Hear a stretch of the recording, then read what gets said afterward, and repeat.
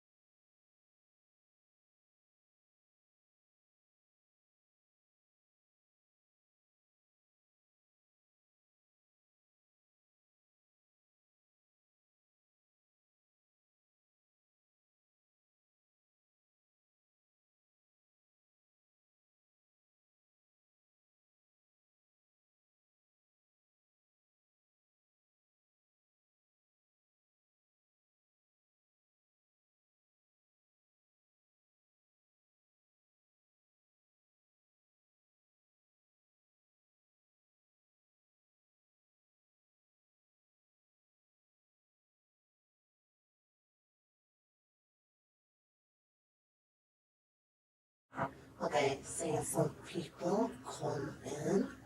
So again, going to give them a bit and then we'll start 3 videos here.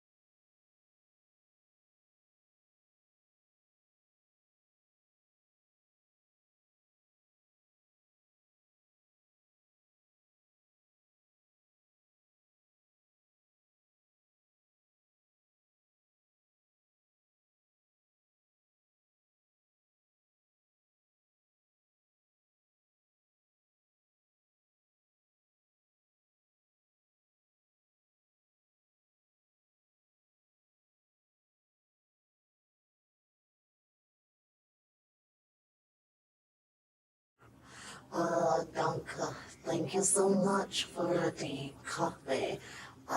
It's type Ona. Ona. Ona. Is that Ona? Sorry if that is incorrect.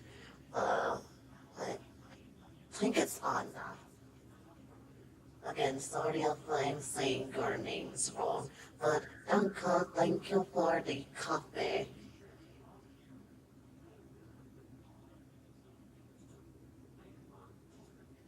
Okay, okay, there we go.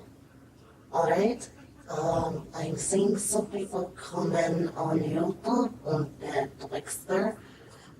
So it's been over 10 minutes. So if you're about to join, uh, thank you for the lightning bolt.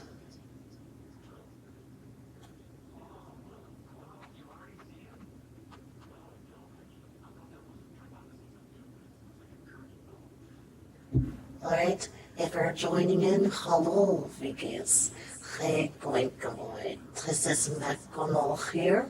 And what we're going to do here on today, we're going to make this a more quote-unquote commerce thing.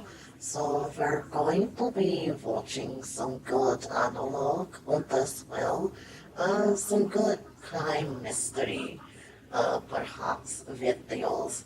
The first one that we are going to watch here is by Lazard Menenik. It's Obelisk, the house with no windows. Now I know a few of you may know this creator. I only know one video by him that I watched here, but we're going to try and watch some more of their videos.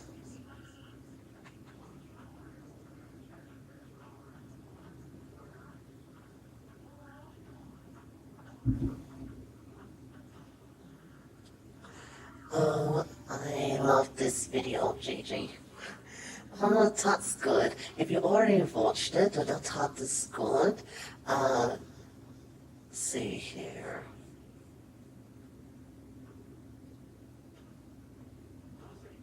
Let's see. I need to get that loaded up here. Give me one moment. Also, I did see after our stream, we got 5 new followers. Thank you so much, Zana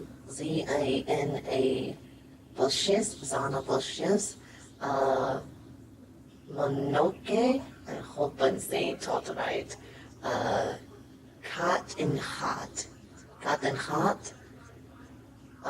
Thank you as well for following after the stream. Rogue Hunter 71 und as well Mouse DET 23. Danke, thank you so much for following me after the stream in it as well. I'm unsure what's going on with Twitch. A lot of people have reported this as well. The alerts for new followers aren't coming through. Like in OBS, it shows locally the activity feed, but the alerts are not. Like I even re-added the alerts as well. But still, they don't pop up for new followers. So if you do follow me, and they don't notice, it's not me being disrespectful. It seems for over 3 months now, people have been having this issue. At first, I was like, okay, maybe it's some kind of bot that's following me, or maybe it's being blocked or something. But then I had one of my VTuber friends, CyberBear, try to follow me on live. OBS and activity feed showed it. But until now, CyberBear has been on Twitch for over 6 years, so I definitely know they're not a bot. But even with CyberBear, the follower alert didn't work for him either. So I'm like, okay, it's not just probably filtering out bots. This is also verified people, like verified channels and stuff that are also, following me on this spell with others, or we're not getting the alert for it.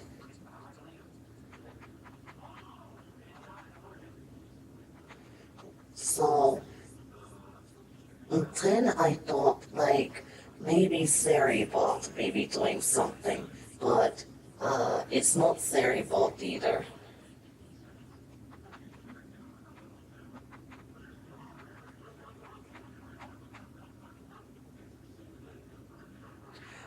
Someone said, just checking in again. Hello, Slayer. Someone said, Anna, yeah, I think Twitch messed some alerts up.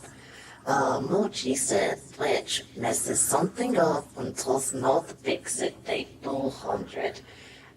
Yeah, I have to agree.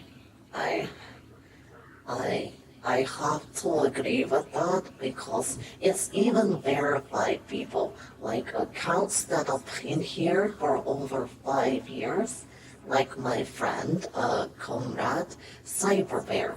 Well, the thing is, when he also said when he tried to follow, for some reason the button to follow had a circle in it, like a loading circle. And I was like, that's weird. So yeah, I don't know if you're following me. or you just follow me and I don't recognize it or the alert doesn't see it, it's not me being disrespectful. I literally have to check OBS to see or get a note on my phone to see it because luckily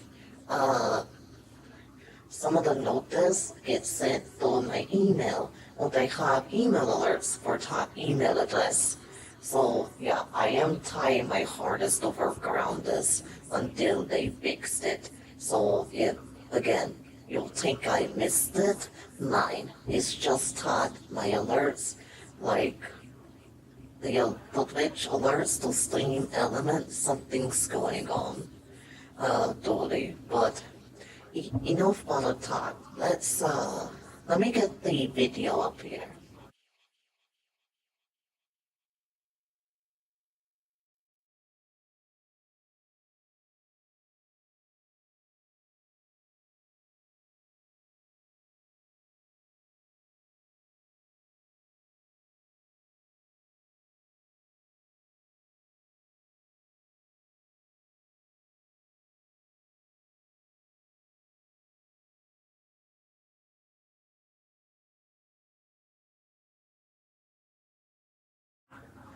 Let's see. I just saw it. Where did it go? Okay, there it is. Wait, someone said, I think that same thing happened with Chibi Toki. A lot of people were telling her that they were following her, but Z was not getting her alert. It is even affecting people who subscribe to certain people. Wow. Oh, wow, that's terrible. Oh. And the thing is, Chibi Doki is very well known, so that's someone that gets a lot of those. You would think, okay, maybe it froze, but even people are like, hey, it's not showing when we sub or follow, because she has her own custom set up for that. Wow, that's concerning. So it's even affecting bigger people, it seems. Okay, 50.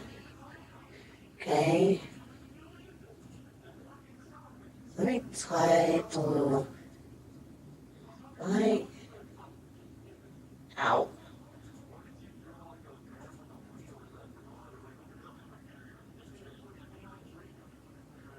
Okay, there we go.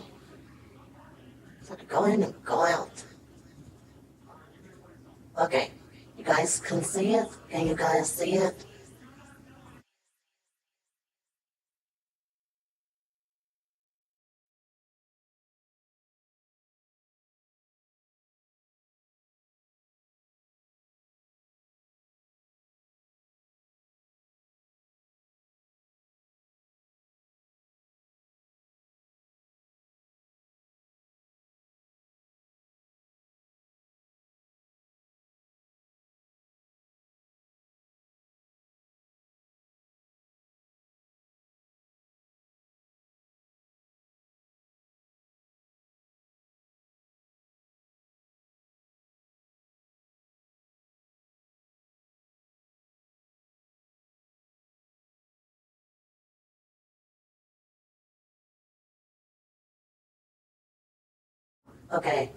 Okay, OBS says it's good. Uh, that is true. It is well bigger people have had that problem too, like Iron Mouse. People reported to her after the stream when she said she will see about reaching out to Twitch about what the problem is. Yeah, they need to fix that. Damn Twitch keep fucking up. It's, oh goodness. Okay, so let's get a video here. Enough with that. The video again is the house with no windows. I haven't seen it yet. I know a few people in the chat said that they have, so we're going to watch it together. So it starts off saying, I recently found a strange abandoned house.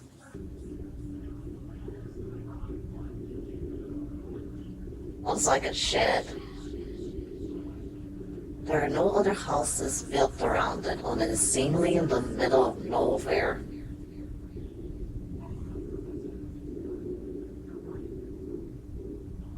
It has no doors or windows.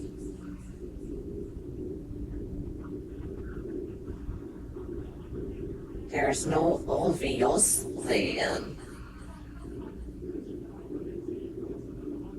I ended up finding a black piece of wood that appeared to be hiding something.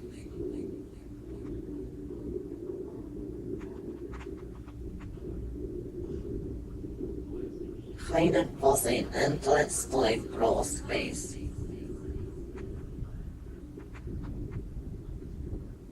What secret is this house hiding?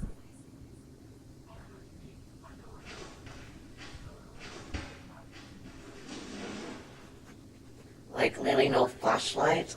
I mean, you have a camera.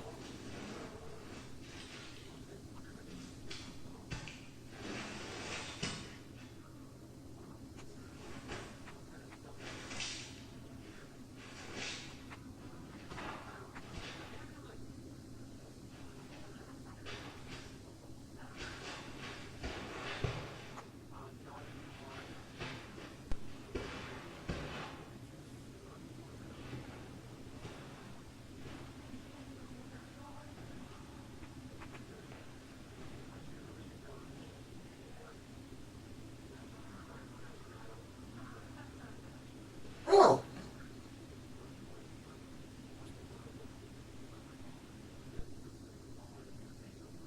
so it leads to a bedroom, a hallway.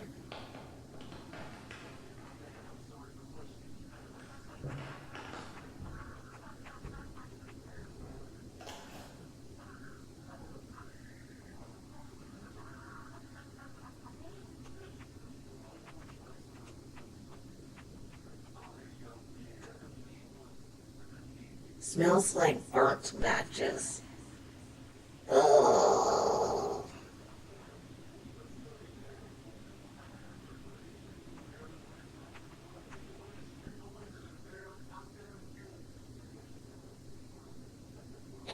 Ah. Ah?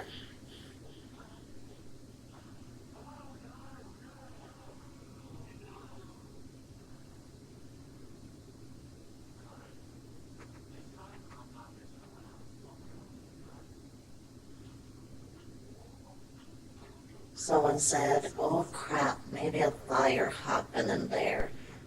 Could be. Could just be vandals.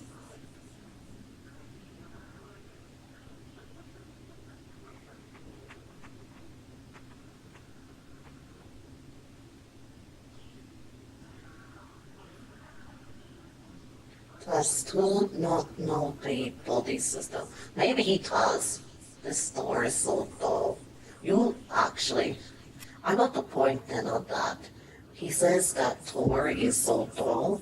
Many Thors in the Middle Ages, even the 1600s, had super dull Thors. A lot of people are like, well, that's just ridiculous. Until you kind of think like, back in those days, raging war on a castle or fort, you want some really tall doors because if your enemy comes through, they just knock down a regular sized door, boom. But if an enemy comes through on this like, oh, that's a damn tall door, you know it's going to take them a bit more to knock that shit down. Like, oh, this is a regular door, let's just get, let's trebuchet a rock to it. Then it's like, oh shit, that's a really tall door. We're going to need 100 trebuchets on the build of our entity to get to that thing.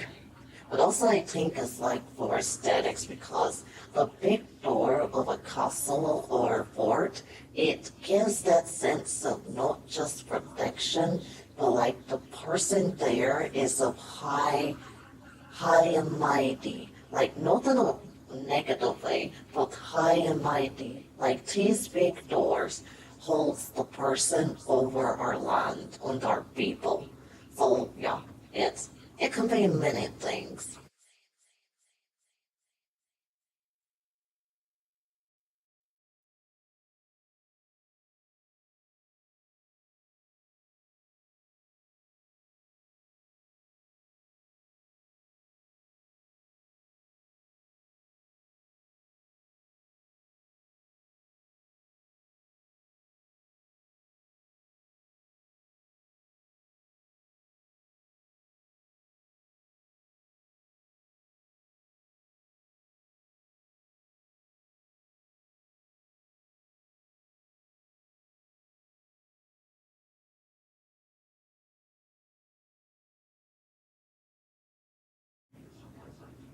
Oh, that's okay. If you're quietly watching, you're work friendly, like Dolly. You actually are technically right. There is a fort, I think you mean fort, in Ireland with very, very large stores. It turns out that help protect against stone wars that were raised uh, on the air that the enemy lost on the oral. Eh, I just think, yeah, I understand English is not my main language though. Lost because they could not penetrate the fortress because of the towers. Even this day, they are scratch marks from that war. Wow, I think I know the towers in the fort you're talking about. If it's the one in old of Western Ireland, I think I know the one you're talking about. Uh, Bartlett, look at how amazing our ruler is. He got big doors. You know what they say about big doors? Wink, wink. And then he's like, oh, uh, chat, behave.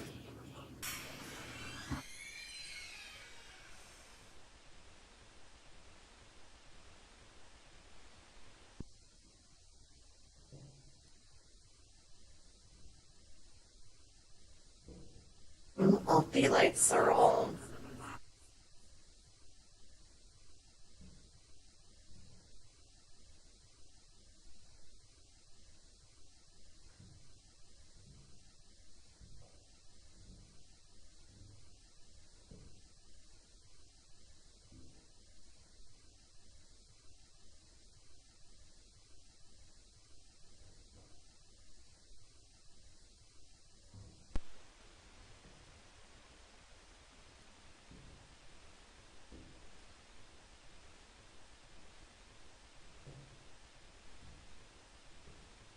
Huh, is that like another, that, is that a ladder? Is that red thing a ladder? Is that an easel? Oh, I think that's an easel.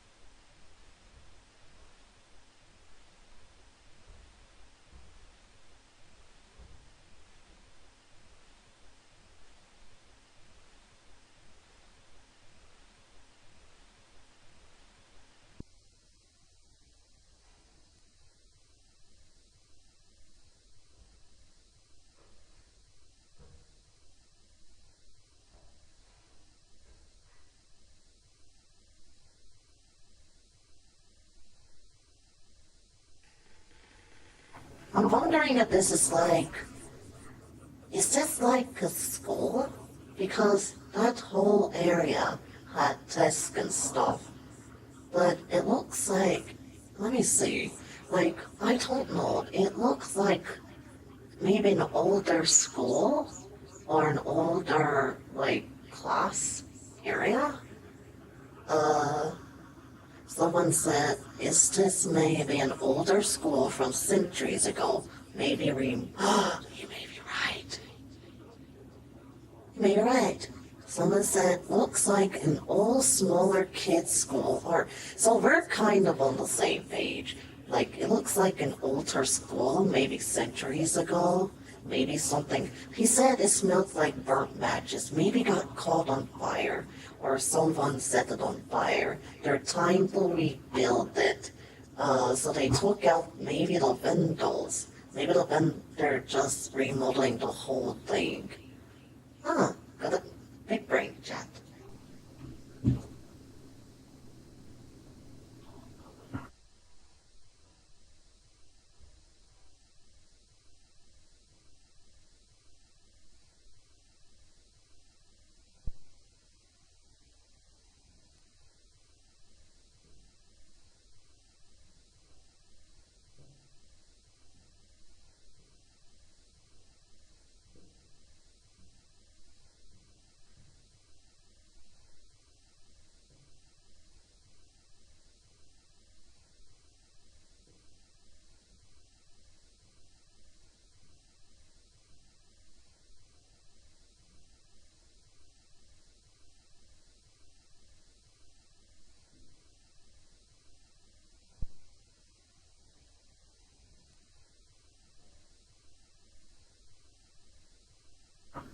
stairs go nowhere. Wow.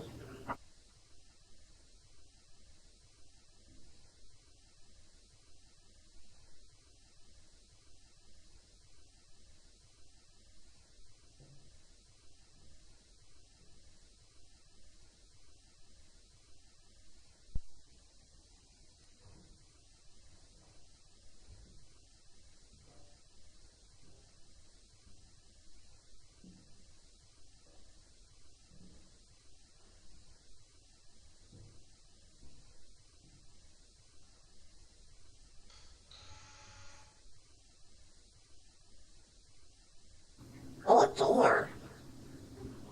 Is that... Oh, maybe it used to have stairs there. I can see maybe if there were stairs. Maybe they took out the stairs.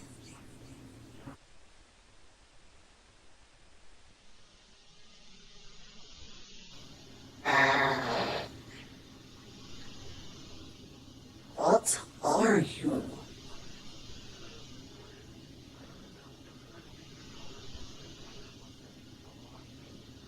I know your face.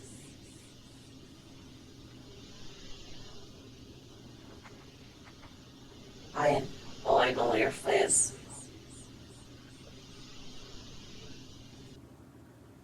Oh, it's not done. Okay, it's done.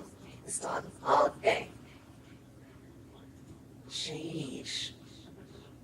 Someone said, oh, hell no.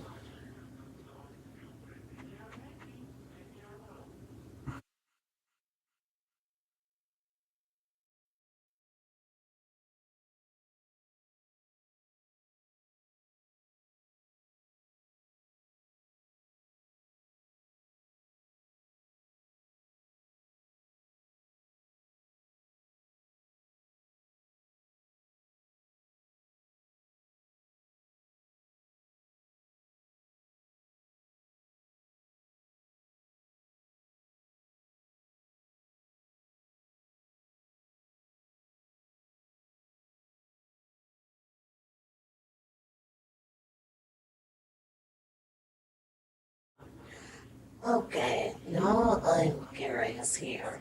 Let me go through the chat here. You guys are saying a lot throughout it.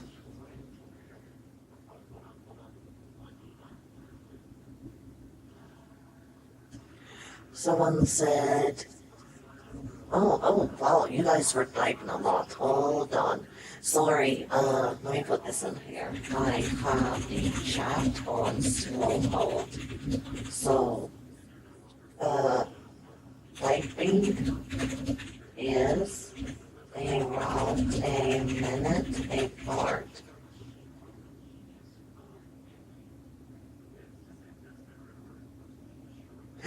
Oh, I see someone said,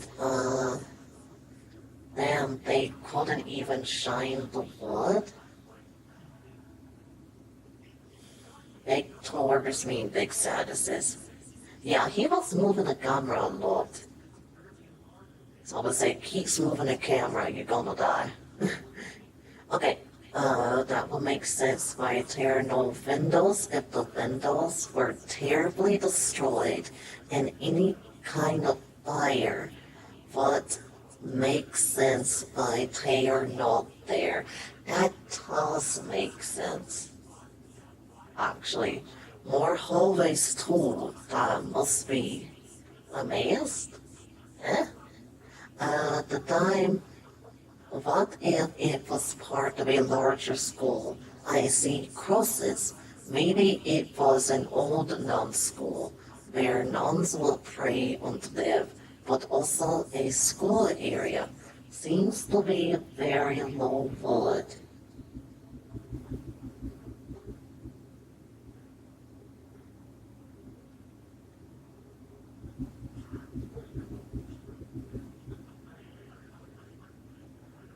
You know, that makes sense because there were crosses and religious stuff.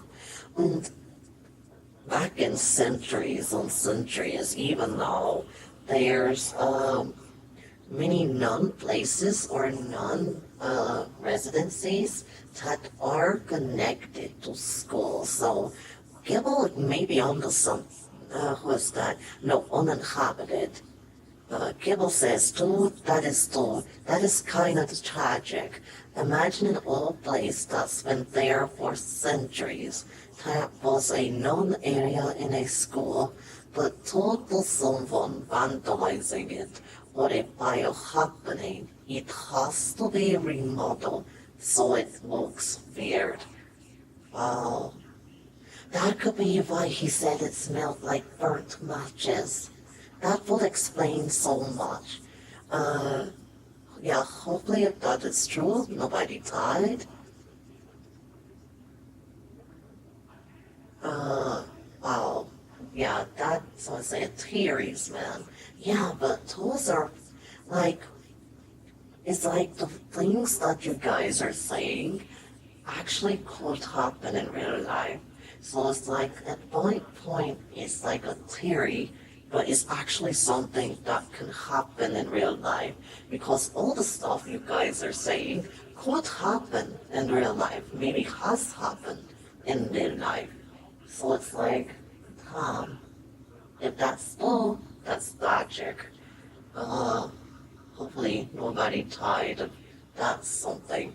The thing is, many people think that is not true, but wood can hold smells. It's like how in crime scenes, wood, wood can hold blood stains. So it's like even after a murder that has happened for years, some people state they can still see the darkened stains of mud that just seep into the wood that you really have to go hard on to get out of. But some people say like that a fire if parts of the wood were touched or are still salvageable and they're put into the place or an old place, they can still smell like the smoke. Like no matter how much you clean them, they still smell like smoke. So wood can hold things, smells and uh, smell and sights of things that happen. So I wouldn't be surprised if that's the word holding the history of that place.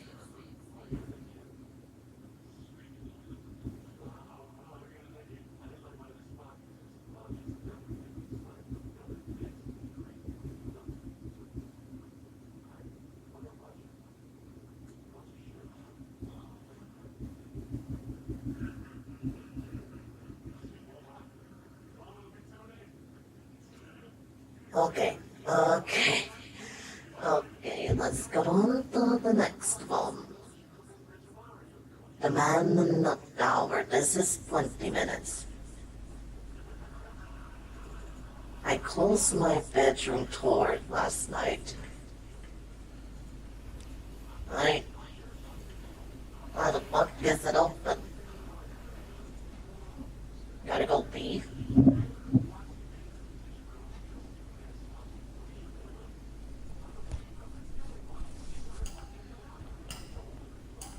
Oh,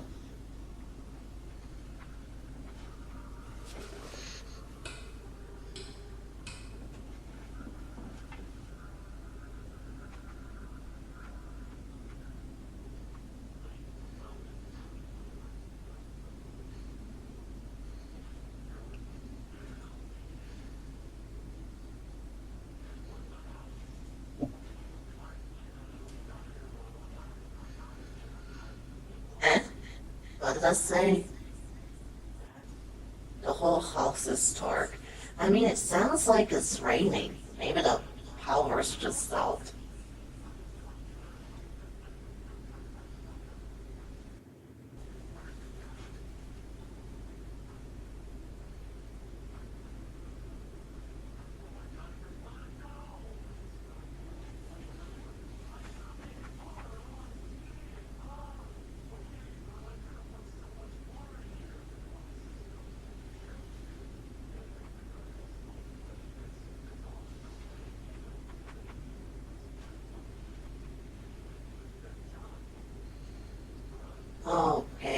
Aren't you going to the breaker?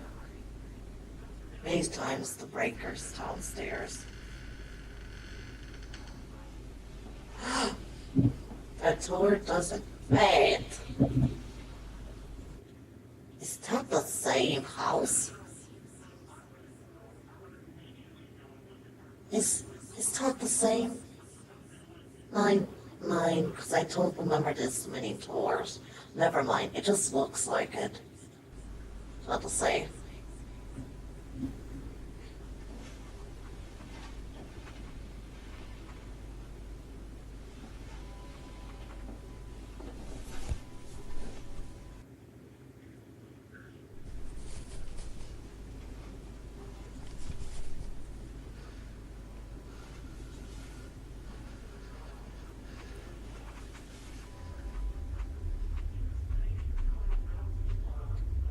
Uh, what? Huh? Is this house changing? This isn't my home anymore.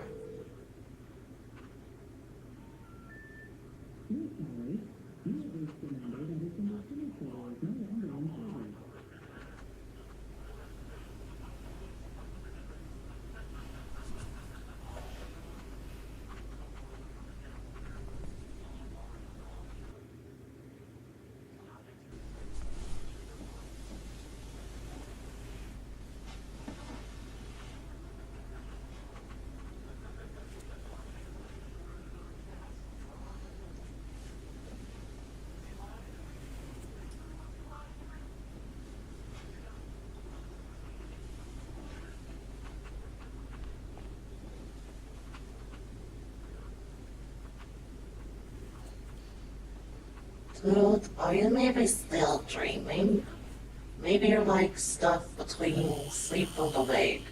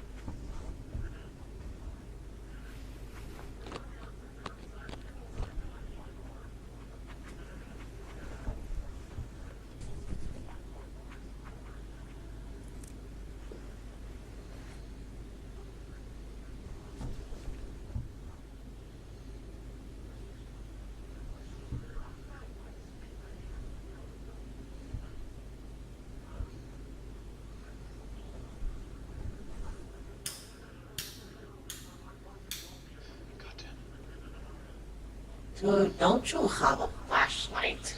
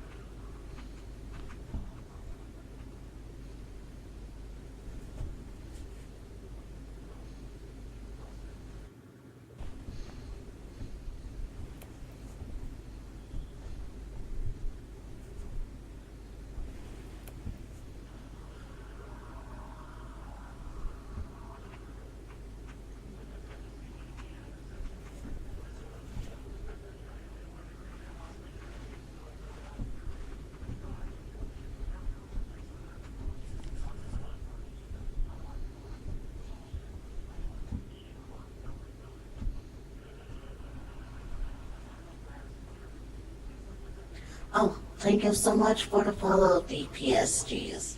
Thank you so much for the follow, Donka.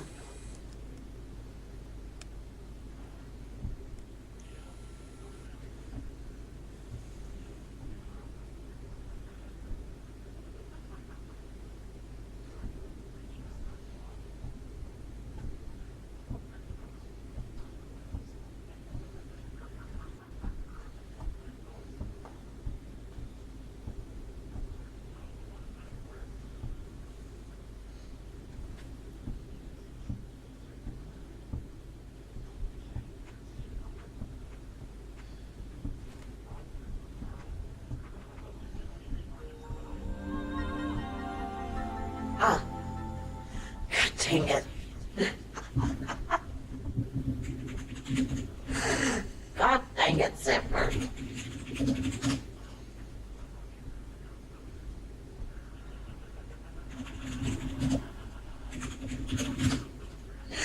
God dang it, why were you watching something scary and you told that? God dang it.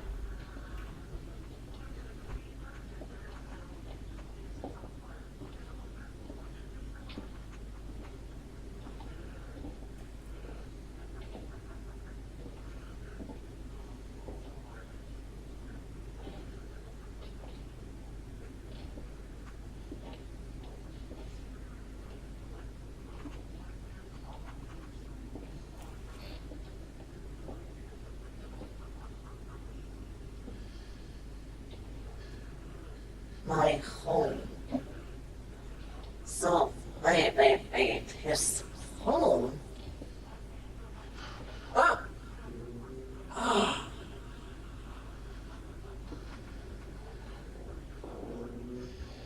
Is it saying David? Is that saying David?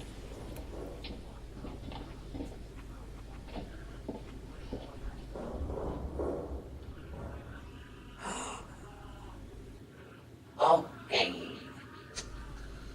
Yeah, time to kill it.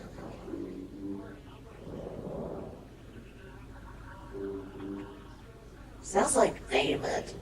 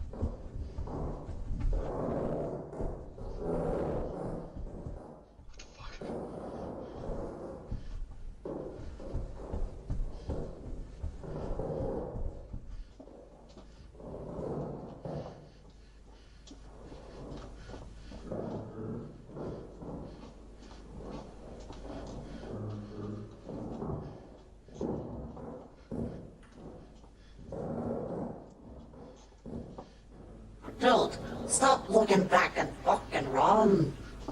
Just run. Go to a room. Go in there. Go. Just go. Goodness. Go.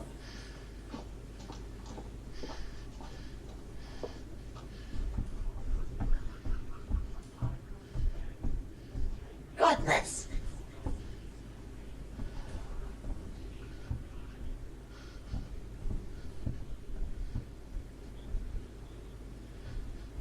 Please tell me that closet door. I need to keep going. smart. Just be quiet.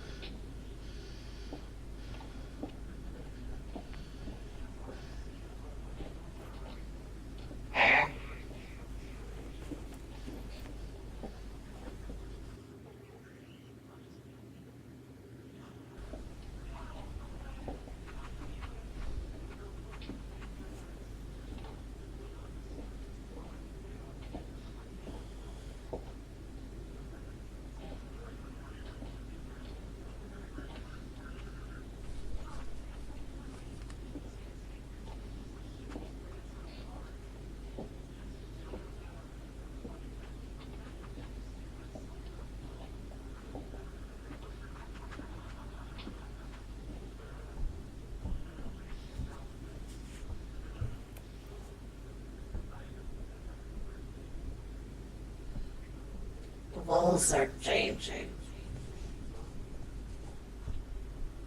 Okay, ad break in 10 minutes.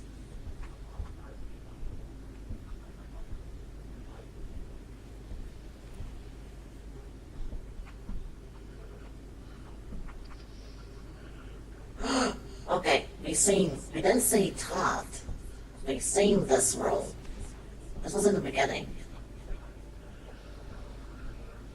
It's like we're on a balcony.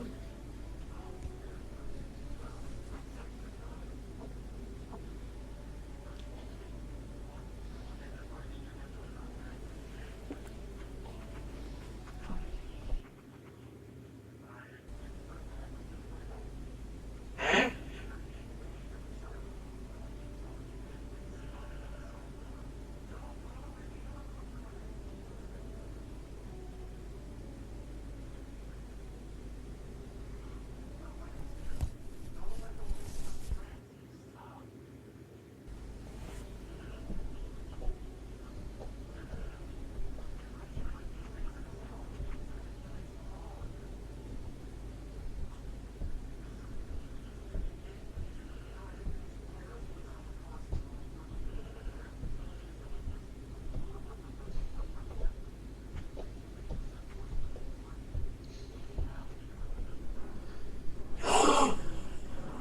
Uh, I can see his hands.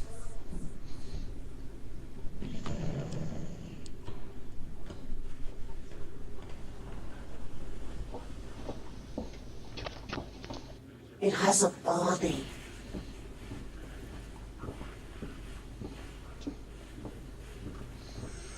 Close the door. Close the door. Oh my.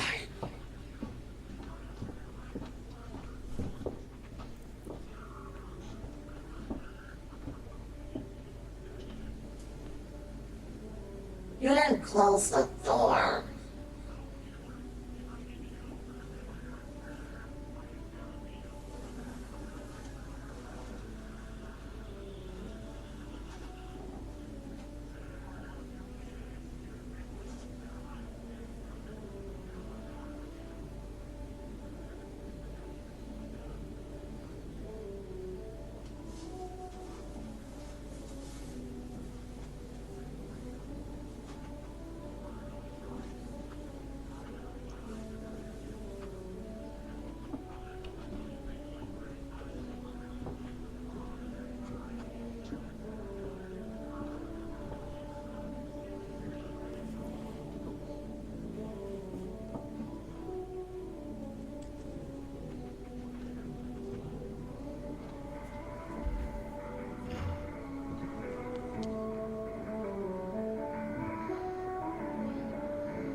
This is my childhood home.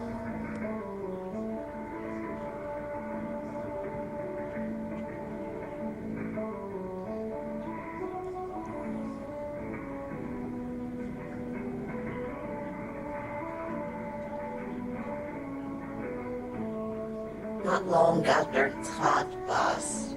Oh,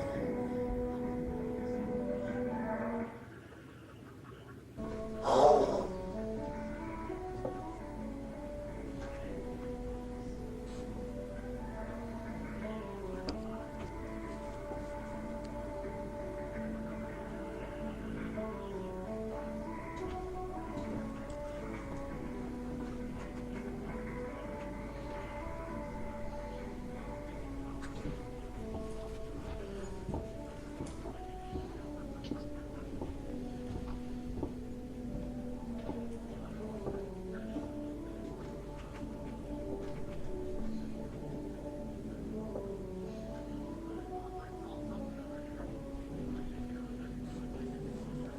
oh. David, we were right. He was saying David. We were right. It was saying David.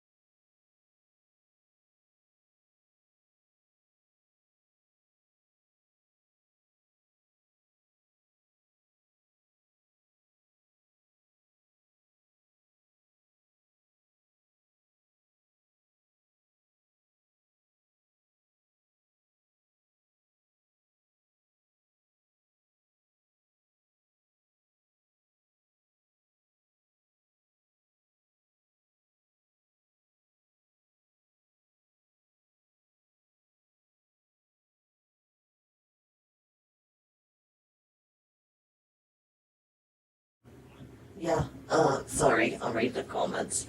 Uh, so the protagonist's name is David, and this is his old childhood home. He used to be at before his dad passed. Now that makes me wonder, is that entity supposed to be his dad? That's actually a very good idea. Because it's saying David, like with a deep tone, like trying to mimic someone's father. So yeah, that makes me wonder. Good job, Dean Big Brain. So he was Saint? Saying, I think it means saying. Wow, so we were not joking. We heard David. Yep, yep. Farmland. Big clap for the chat. We won. We were right.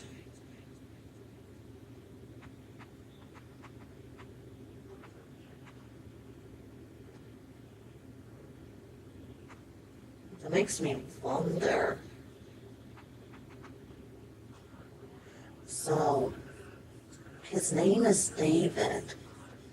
That it makes me wonder. Okay, someone said, "Ow, this is more sad, bro." Oh, the theory, yeah. Someone said maybe David is experiencing grief. Oh, that that could be too. Like that could be uh like that could be so too. Like, 'cause sometimes people do experience late grief.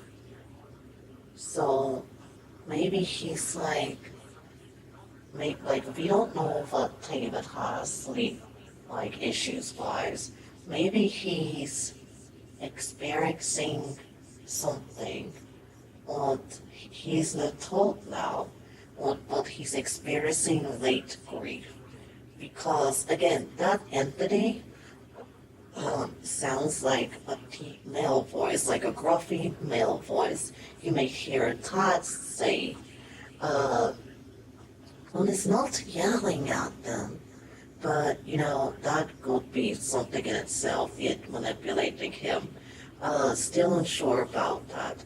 But this right here, David,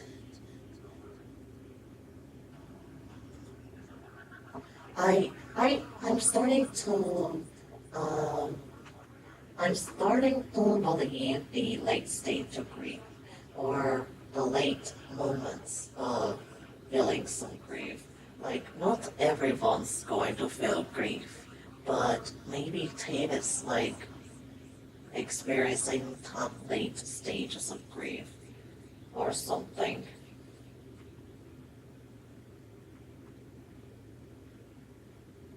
Like, that is something that can be happening.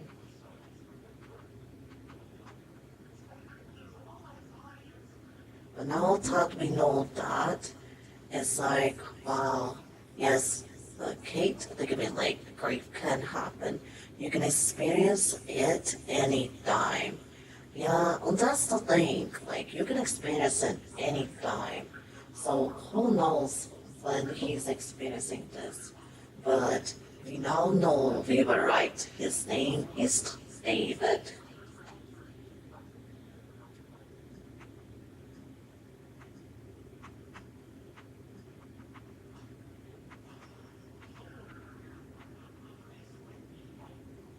Let's see.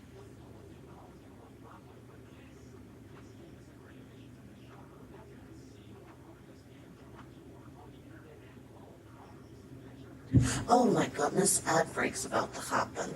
Okay, we're going to pause it here. Ads are about to happen for 90 seconds, but we'll be back.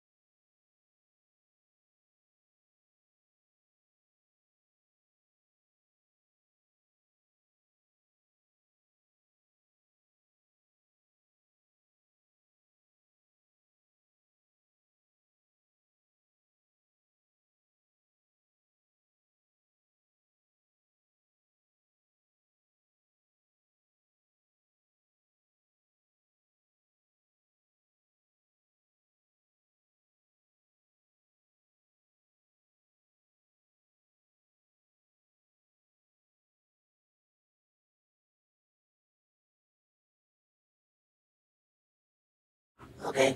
Oh, okay. Tom. Okay. Okay. Uh, okay. I know I missed some things here. Just going to read them. Yeah, I have a friend like that. She lost her mom when she was 6, but on her 33rd birthday, she just experienced a wave of grief, missing her mom. It can happen. She had insomnia with a lot of issues with it, but then after a week, she felt better. Yeah, from 6 years old to 33. That is some late grief. Well, what do you know? I got an ad for Dr. Scholl's. Slow progress is still progress. Yeah, that's true. Slow progress is still progress. Someone said, yeah, slow progress with grief is still some progress. Yeah, so I'm kind of glad we're all somewhat on the same page here, that this could make him experience slow grief. We're near the end.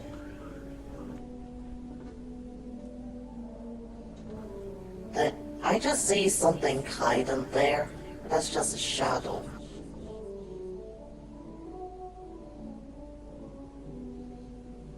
This is my own bedroom.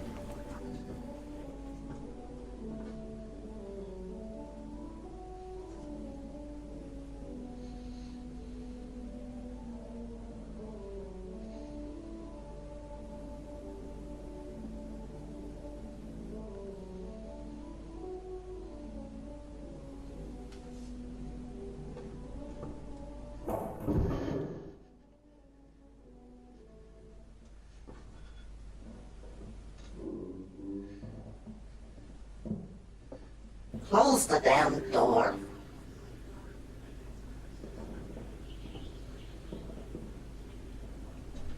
Close the door.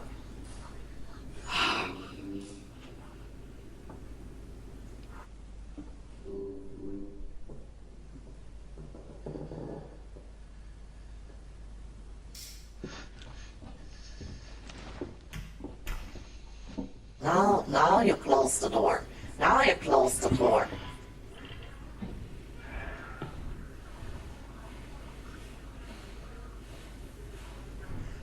Now he closes it. You're not going to barricade it?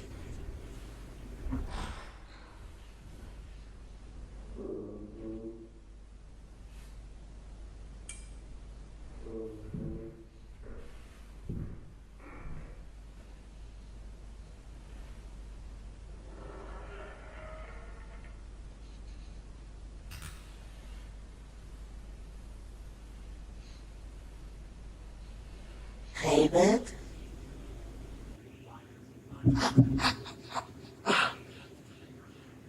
Okay.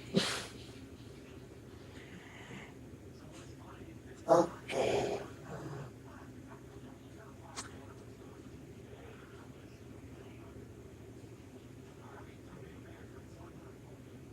Someone's like, good energy. Someone's like, hell no.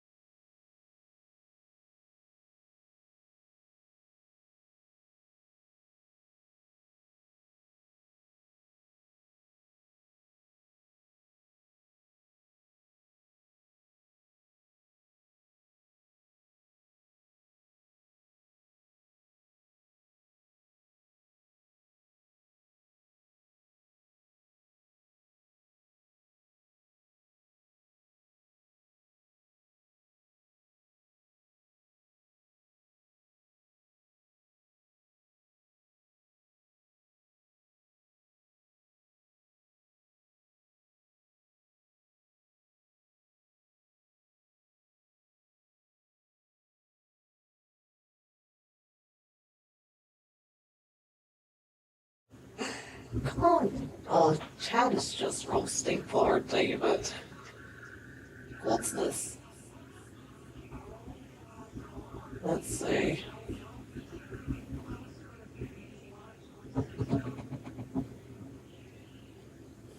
Someone said Chad's being brutal. Yep. Someone said, yeah, it looks like his dad died. Maybe that he was still a kid.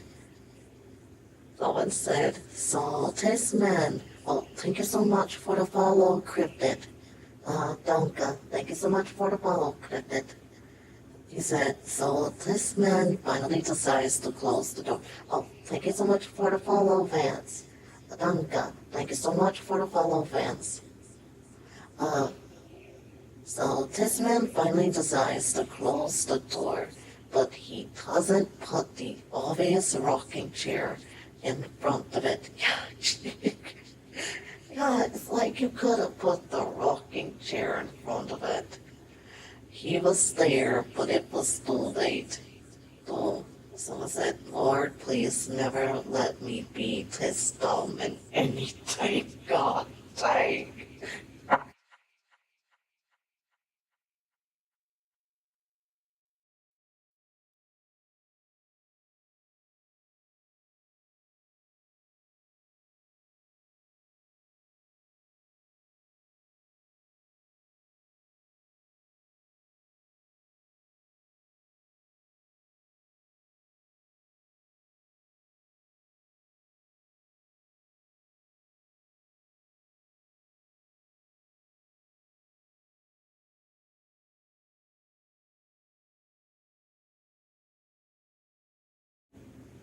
God dang, Chad.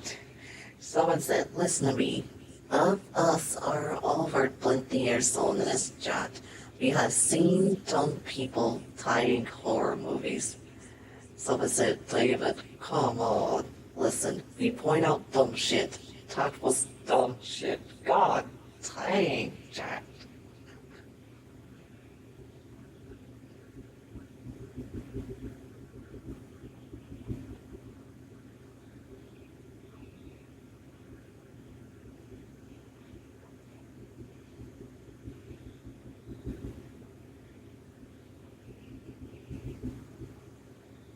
Like, god damn, yeah, real session levels. So I said, David got no support. Goodness.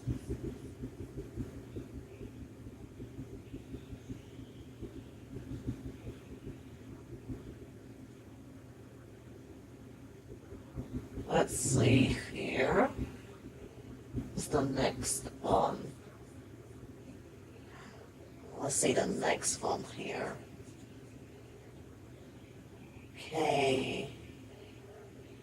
The entire night. Let me see something here. I think we did these wrong. Wait, what if that was David in the first video? Thank you for following Kakuoki. Thank you so. Okay, so that one showed up, but the other ones didn't. You know, whatever, whatever. Uh, hello, Gates. Hello, Gates. Hey, Coinkavoid.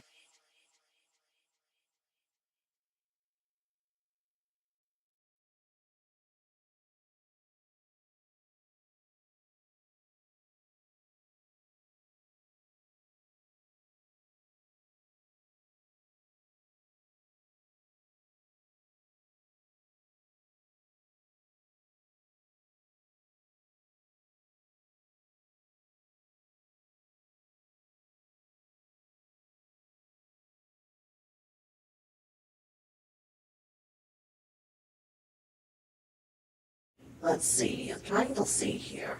Hello, Kakaboki. My name is Mekomovi Dover. And we are right now just watching some horror.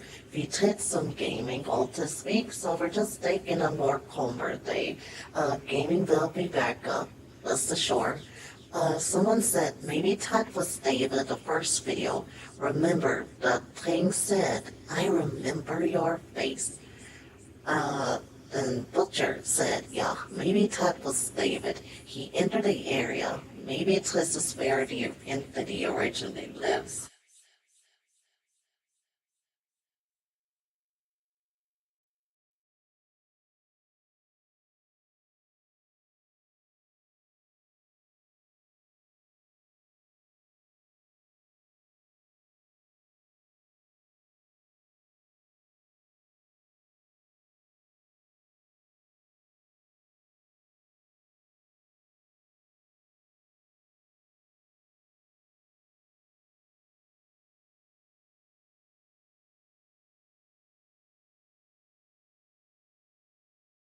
Huh.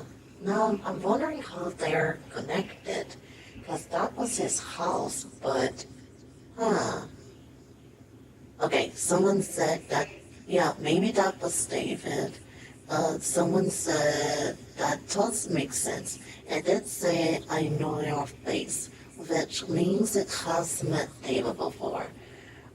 Gibble said that can be done, but what remains of that match burnt match smell? Maybe David survived the fire at that school and the entity knows David. You could be right. That will make so much sense. Because remember, the team knew David by his name. And we know the person's name is David because of the marks on the wall said David for the heist. So they're connected somehow. We just need to keep, I guess, we just need to keep watching here.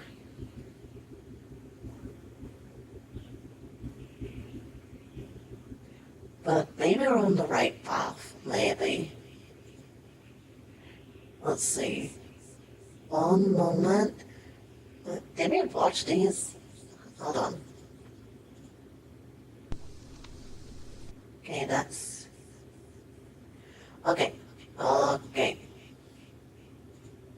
We didn't watch this one. This is My New Friend. It's short. I made a new friend.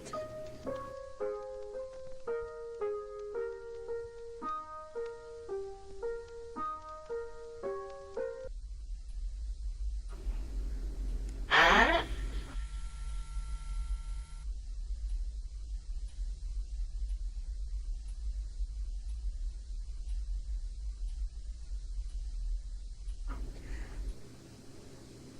I don't want to see him. Uh, oh my goodness. Uh, do you guys see that thing?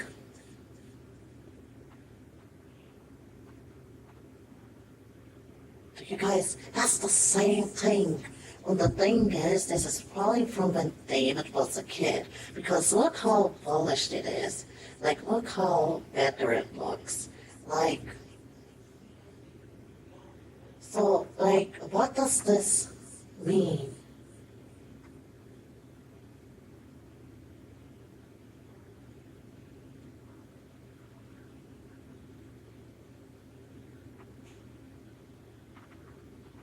Let's see.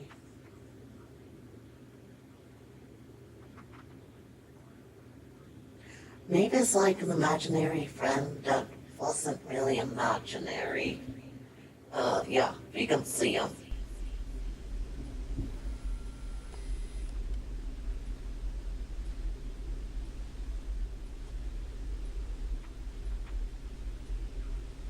He doesn't like being watched.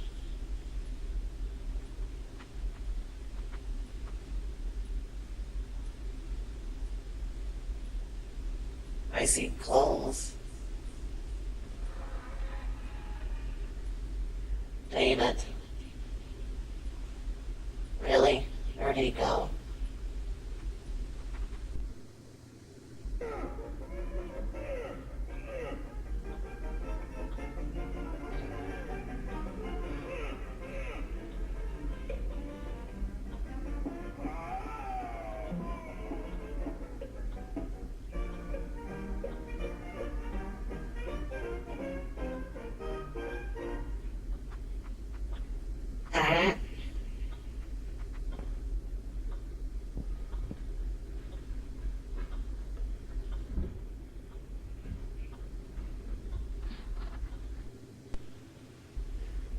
Ah, David?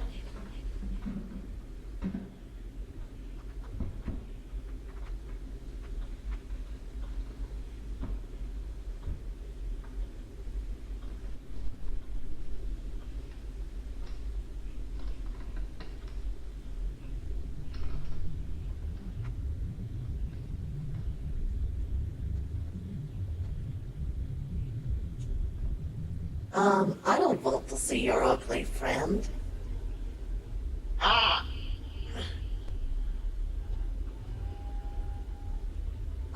You are ugly.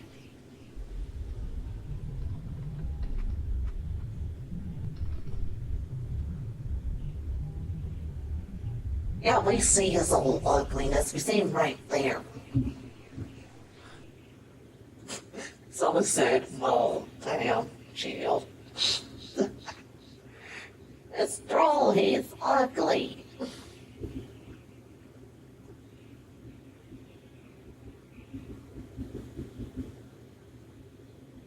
It's true, that's an ugly wannabe Sphinx or Griffin. It's ugly. Damn it, you have an ugly friend.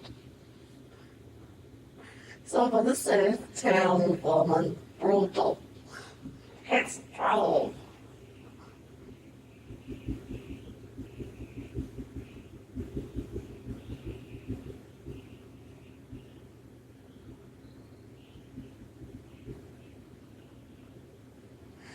I've heard of brutal, but shut up. You guys know who I am. He ugly. That's ugly. And it's not the good ugly though. Like it could be like a cool ugly night. That thing's just ugly.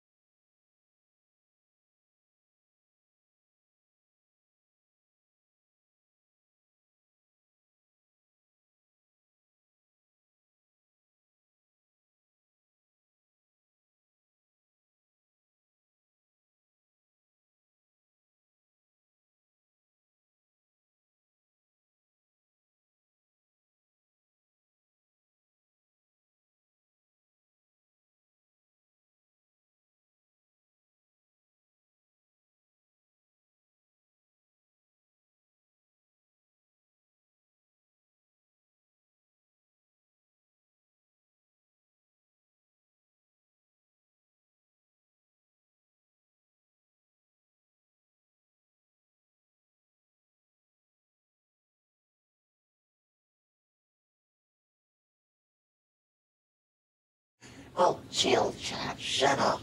Let me find the next video. Someone said, try to be a nice person if possible challenge. I know, right? Yeah, I emphasized the word ugly. Cause he's ugly. Ugly.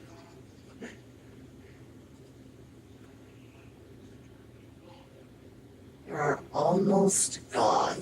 It's the next one. Maybe this is about his dad. Ah,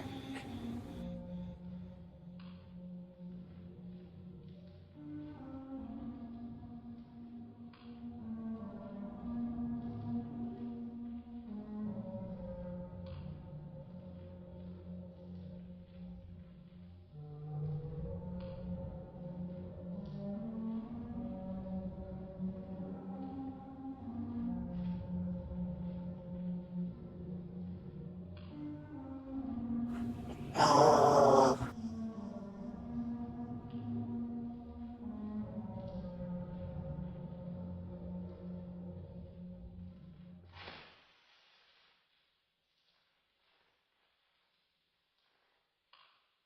yeah, I agree. Something happened. Says you're almost gone. It shows a side of the house, the area behind it, some trees, and the forest. Huh. It's short, but let's look at it again. Gonna replay it.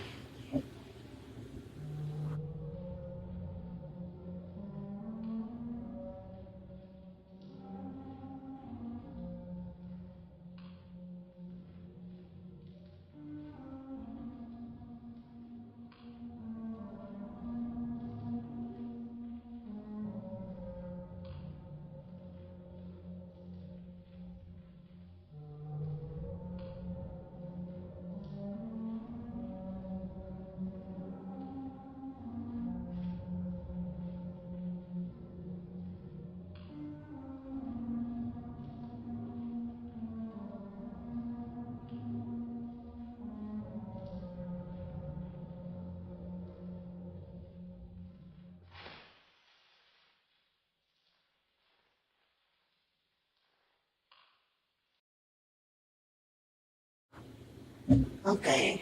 Huh. Let's see. Yeah, it's short, but maybe instead of the Todd being almost gone, maybe this is after the Todd died, and his mom and David are about to move. And it's like the entities, the being here saying you're almost gone. Because it looks very vacant now, like they're almost gone from the house. Everything's packed up. And it's like but we see shots of it in the forest. Maybe it was trying to get David to not leave, or maybe it wanted David to follow him in a way. Because if you look at it, this thing has become attached to David. And if they're moving, the thing may not be seeing David anymore. So it's like you're almost gone. I need to do something to keep you here. Or like, let's go to the forest so you don't leave. I don't know. It's just the way that it looks. Because again, if you look in the room here, it looks empty. And the lights seem to be off, like they're packing up, they're leaving.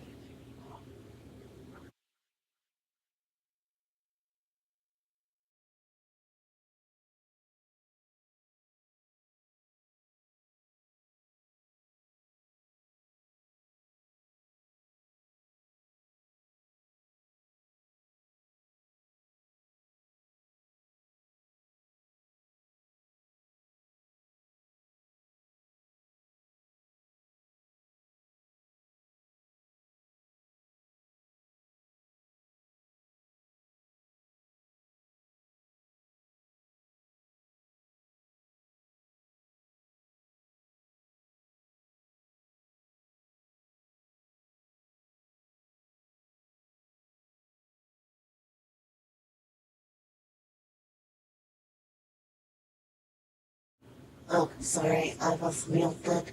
Um, Someone said its face is covered though. Yeah, remember David said it doesn't like to be shown? So maybe it tried to cover its face.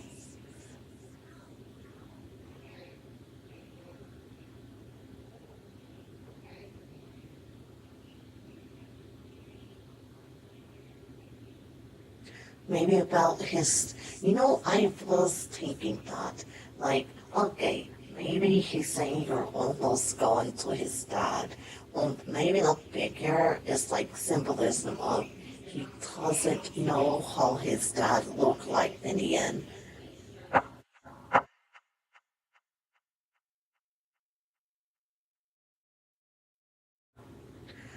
Like, oh, you're almost gone, but I can't remember your face. Someone said, what if to prevent David from leaving, the entity wants David to stay in the forest? Someone says, yeah, I can see that.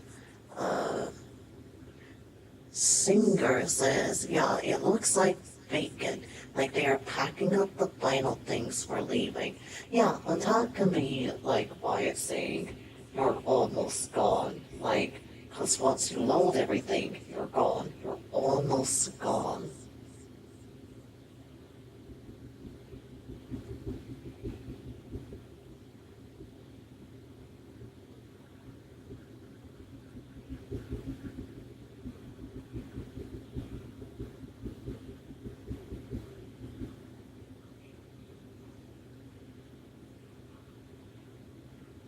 Okay, let me find the next video. This is getting weird. Let's see. This one, good crowd. This one is called In Your Home. It's short.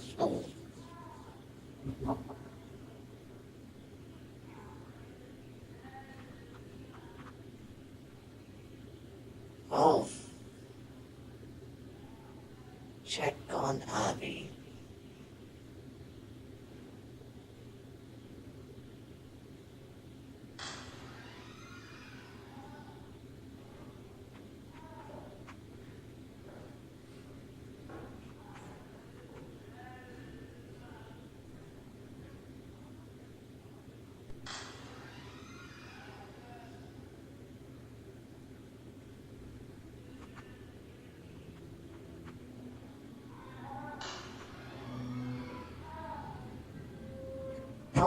There's a crib.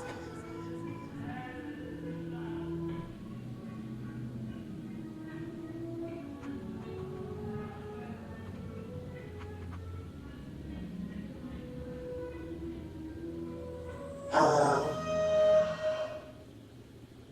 loud.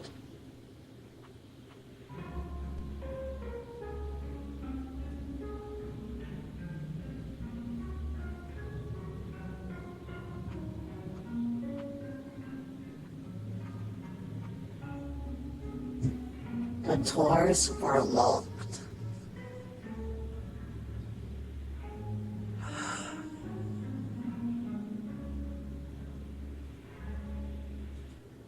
Okay, we got another one. Huh. Well, it said the doors were locked, so I'm thinking that they moved. David's much older. His mom probably gave birth to a girl. Because it says Jack and Abby on Tears of Crib. Uh, but then it says the doors were locked, but there's no baby in there, like kidnapped. So it's like, but there's a new entity.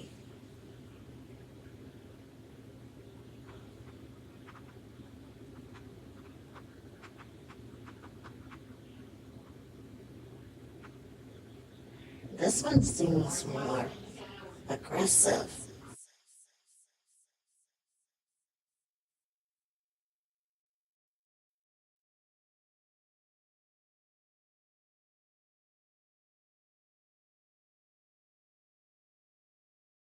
Yeah, someone said something seems odd. This new entity seems more violent.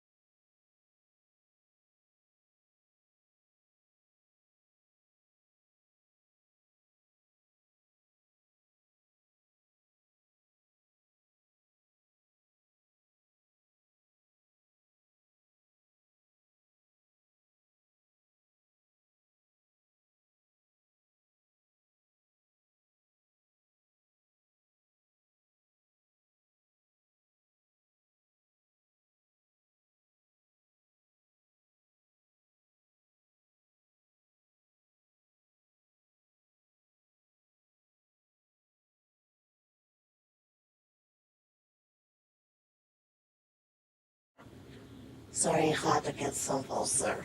Someone said, yeah, I'm agreeing. This one seems more violent. Uh, yeah, like,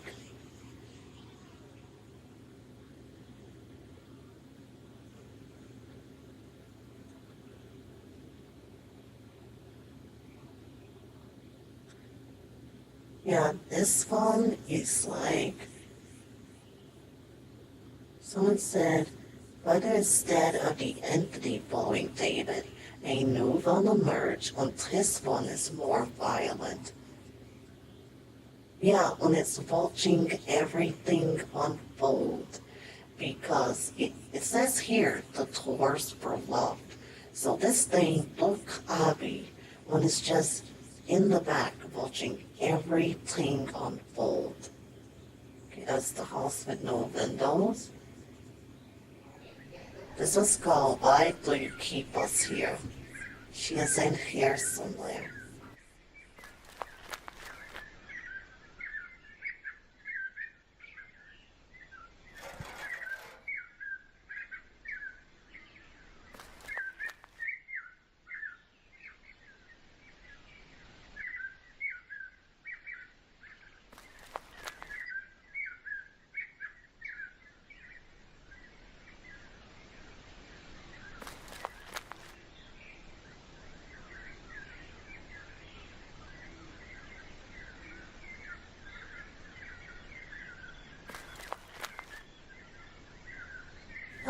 there's a crib.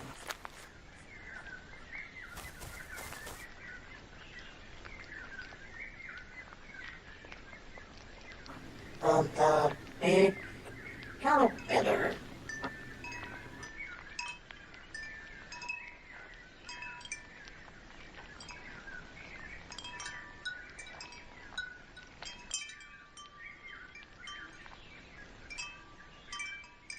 You're not how I remember you, Abby.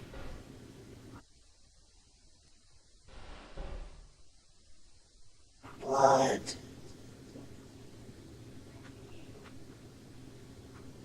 Okay. There were blood stains.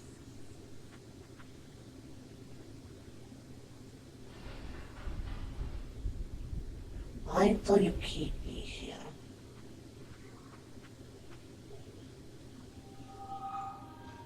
I can't stay here.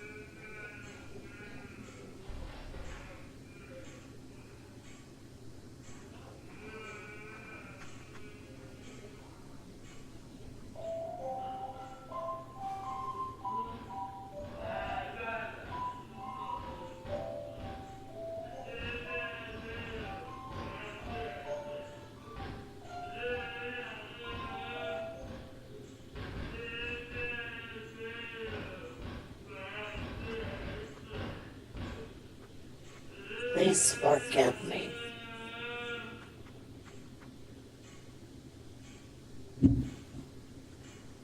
What? This is you've come back.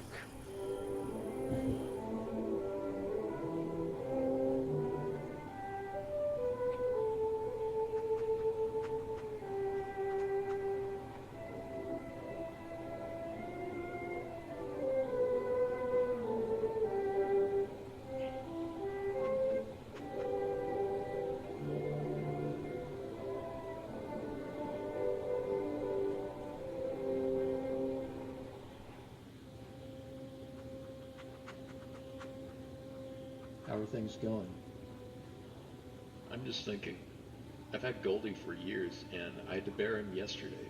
It's just strange that he's gone now. Where do you think he is? I'm not quite sure, but some people believe that when a loved one passes away, a small piece of them can come back as something else to visit you when you're sad. I don't see why it'd be different for a fish. I'm sure he'd still want to come by and check up on you. Someone's at the door. Who would be out this late?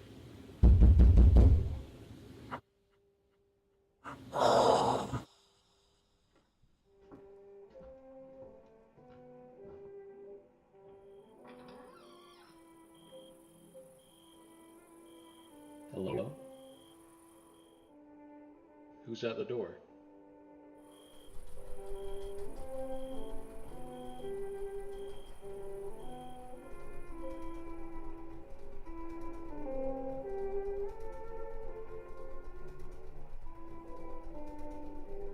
It's a butterfly.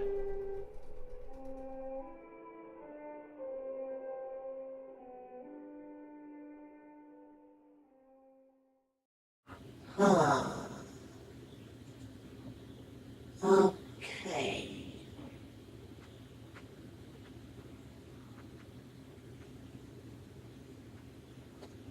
Okay, this took another turn.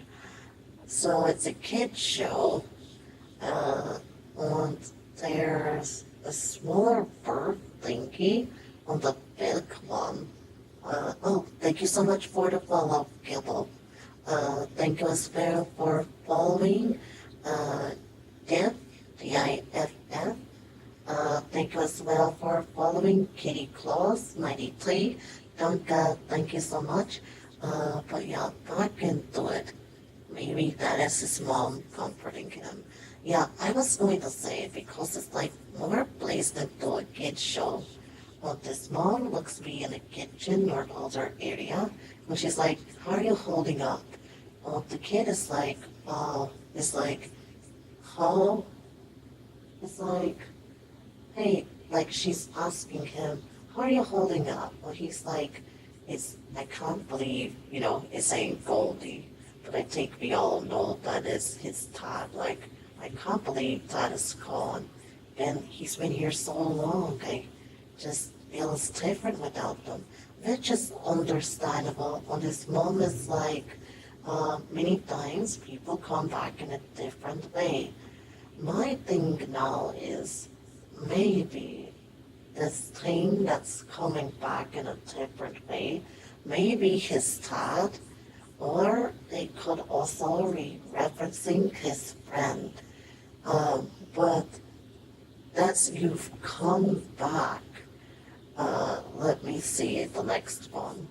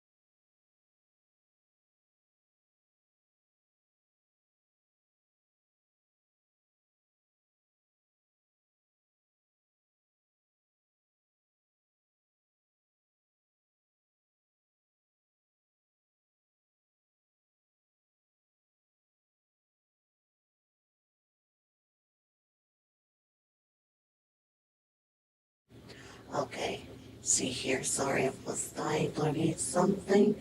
Uh, this is You've Come Back. The Man in the Tower. We already seen that one. Let's see, Obelisk Folly. Okay,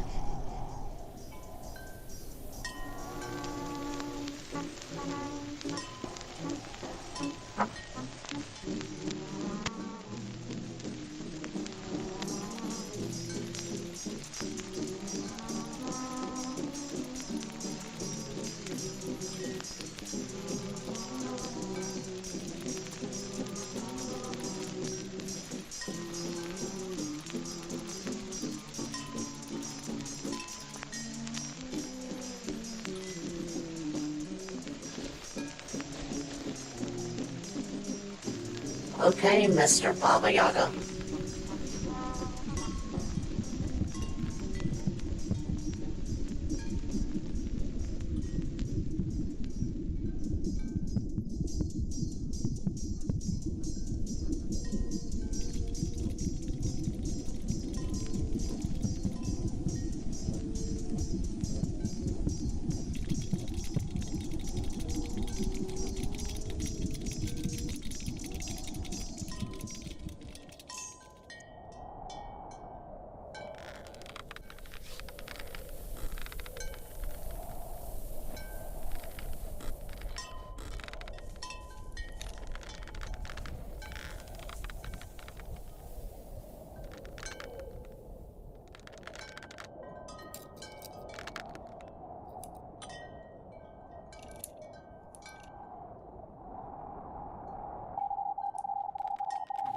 Hubby doesn't talk much anymore.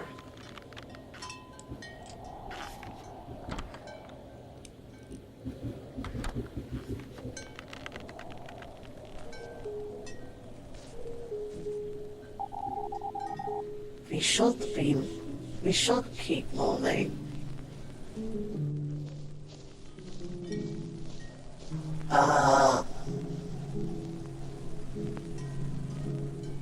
Is that a bloody hammer?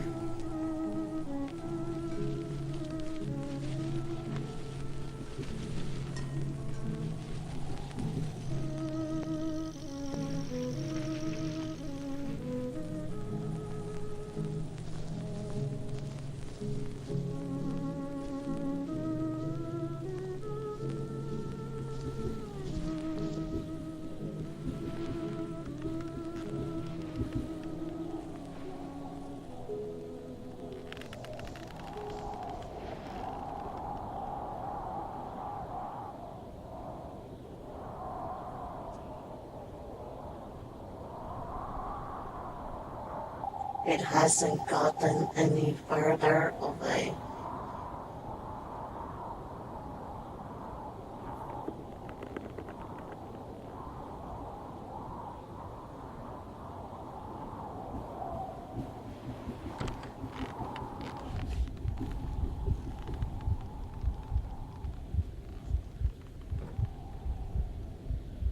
Huh.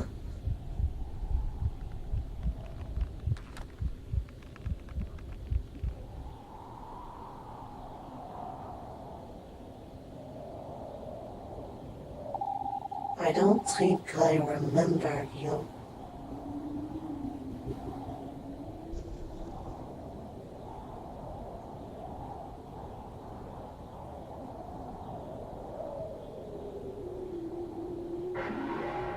Folly?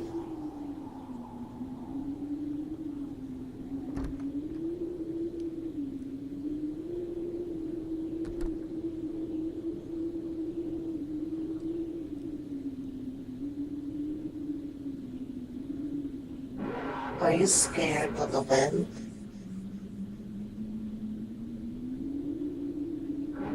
I think you should be.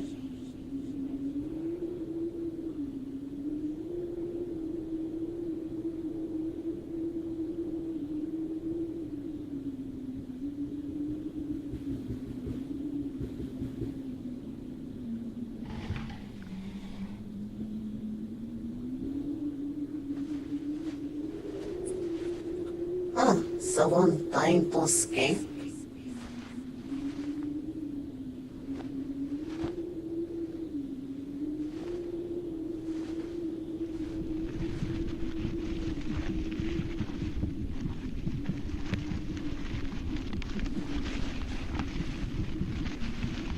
No?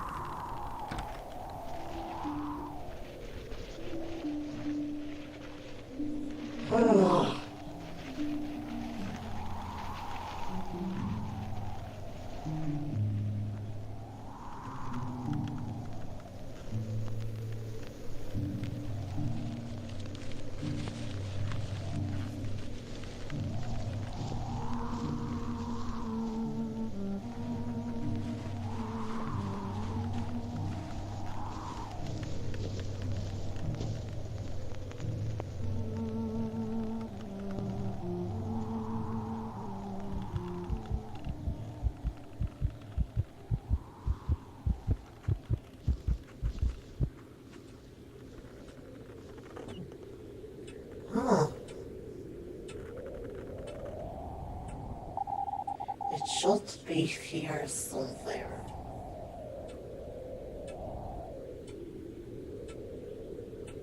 Where could it be?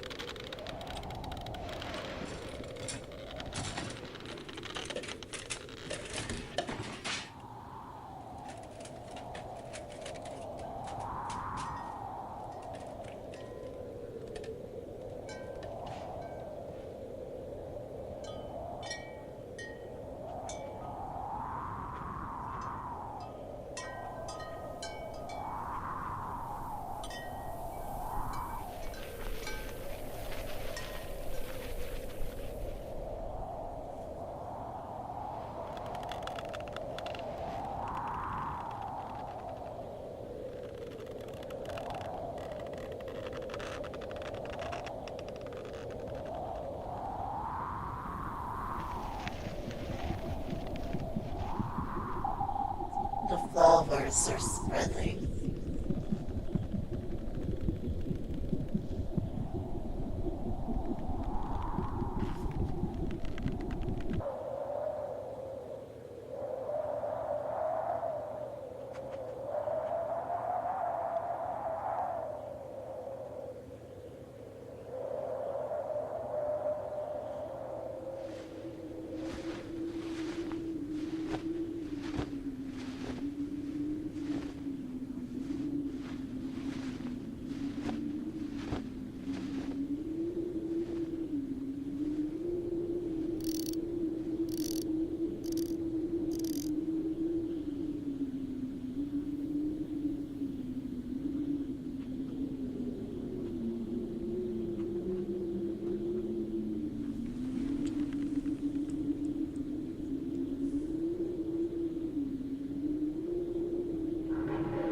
I know you heard me before, but the wind is making you forget. As it changes the land, it takes pieces of you with it. Soon you'll be empty like the land that surrounds you.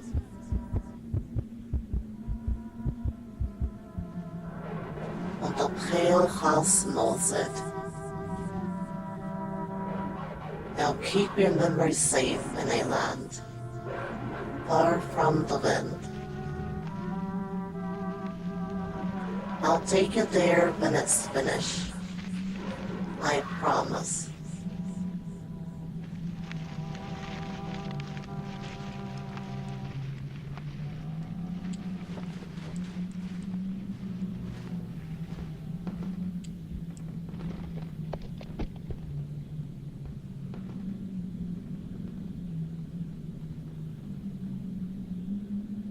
Hmm.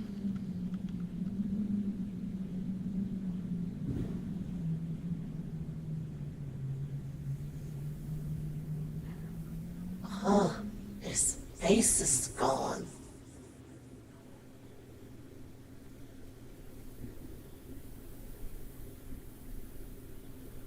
His whole face is gone. Okay, that was folly. Well, the description only says a land far from the wind. Huh. That? Huh.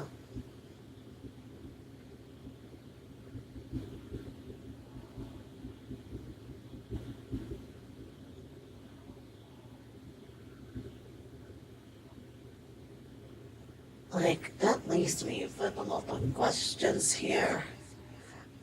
Someone said maybe it is a family photo. I mean, he did have a photo of.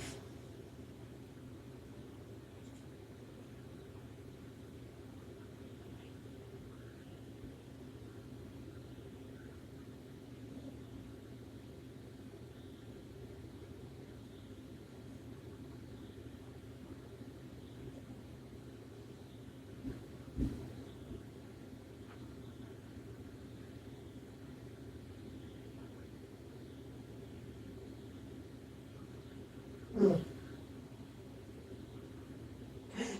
yeah, it does make you feel like Cloud9. I don't know. It does make you feel sleep.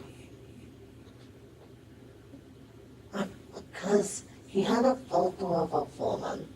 I'm wondering if he was looking for a family photo before he forgot all his memories. Because the Pale House was more crowded, his house was more empty. He got a family photo out of his house, but then he was a photo of a woman. But also in the Pale House, there was the same bed that David had when he was younger.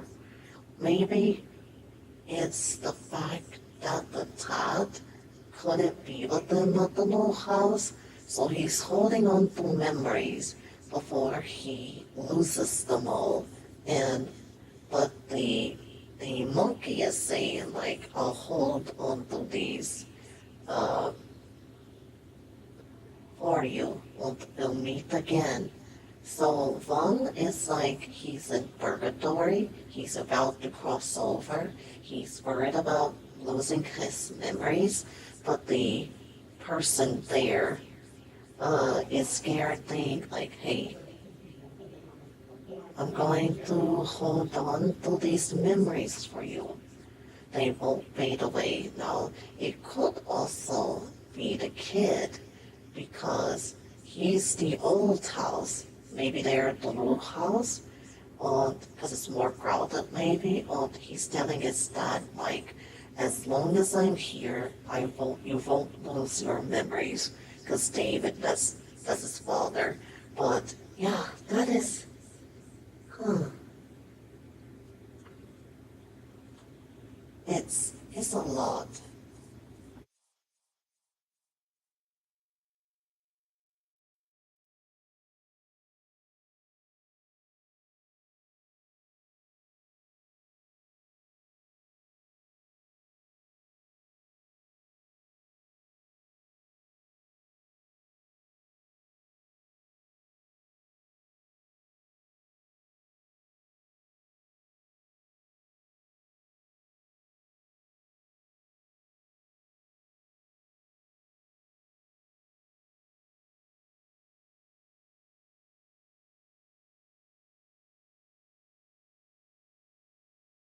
Okay, let's see here.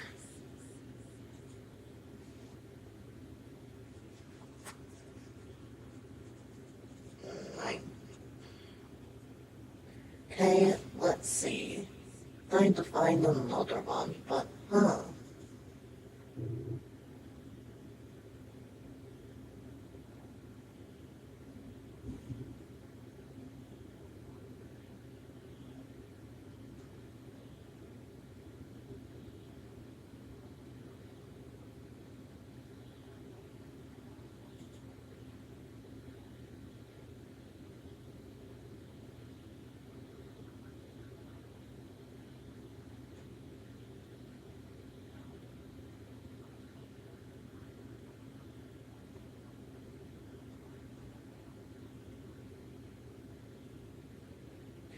Okay, let me see what else. Oh, break.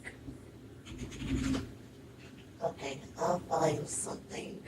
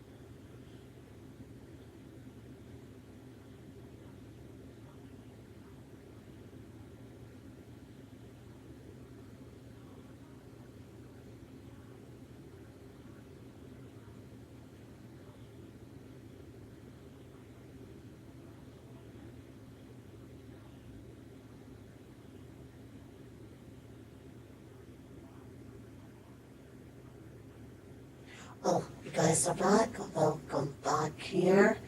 Just trying to find something here. I thought I had something, but I think we already watched that. Let's see.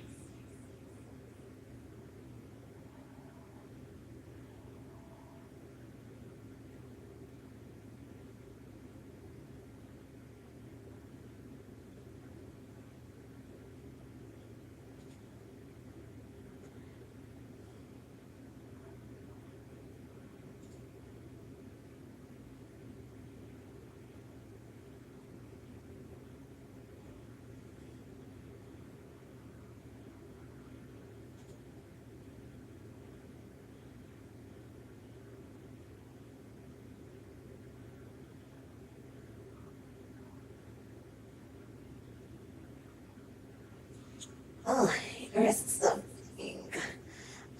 Okay, so this is, um,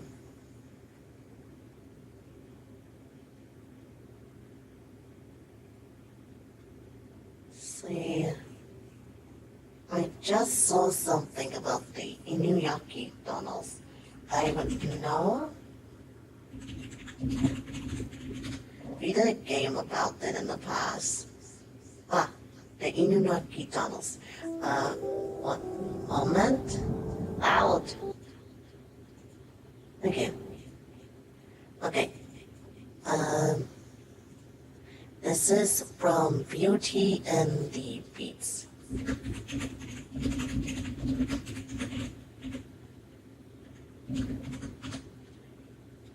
And so it's called the house, the horror that so a bit of a time ago. Um,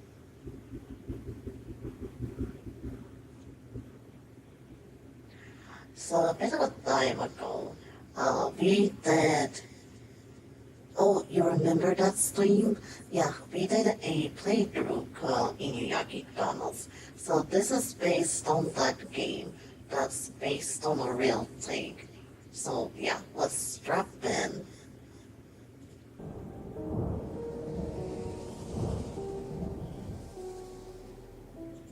Hey, beauties and beasts! Welcome back to the show. Today, we are going to Fukuoka Prefecture, Japan. Deep in the mountains, there is said to be a village that is so well hidden from the rest of the world that it practically doesn't exist. Well, not in maps or any official records, at least. Yet, for decades, Inunaki Village has built up quite a reputation for itself, notorious for supposed killings, hauntings, and otherworldly events. At its entrance, they say, stands a sign. The Constitution of Japan does not apply here. Beyond that point, outsiders are unwelcome. Those who ventured in never returned. The villagers, they say, drive out outsiders without mercy, coming at them with sickles and axes. In the village square, people describe a battered white sedan, rusted out, windows smashed, abandoned for years. Someone had driven it in, but never drove out. Cell phones don't work there, not surprisingly. One persistent rumor has it that there was a payphone in a booth near the entrance, but Yep, no matter what number you dial, the call never goes through. but But at we 2 saw that a.m. in the every game. morning, the phone will ring. If anyone picks it up, the doors slam shut and water fills the booth, drowning whoever is in it. And of course, none of this has ever been proven. Many of the stories and details of the village apparently can be traced back to an anonymous letter that was sent to a local television station in 1999. The author described a gated village that had cut itself off from Japan since the late 1800s Mm-hmm. and urged the station to investigate. In other words, it's possible that someone essentially wrote this legend into being, or perhaps there are simply urban myths. But here's the kicker: Inunaki Village was real, and it is home to what many consider to be the most haunted place in all of Japan. Mm. So, let's dive right in. If you've been in Korea lately, you know the heat has been absolutely brutal. So, between the humidity and sweating all day, my skin has been feeling overheated, and my Let's pores have become a lot more see. noticeable. Oh,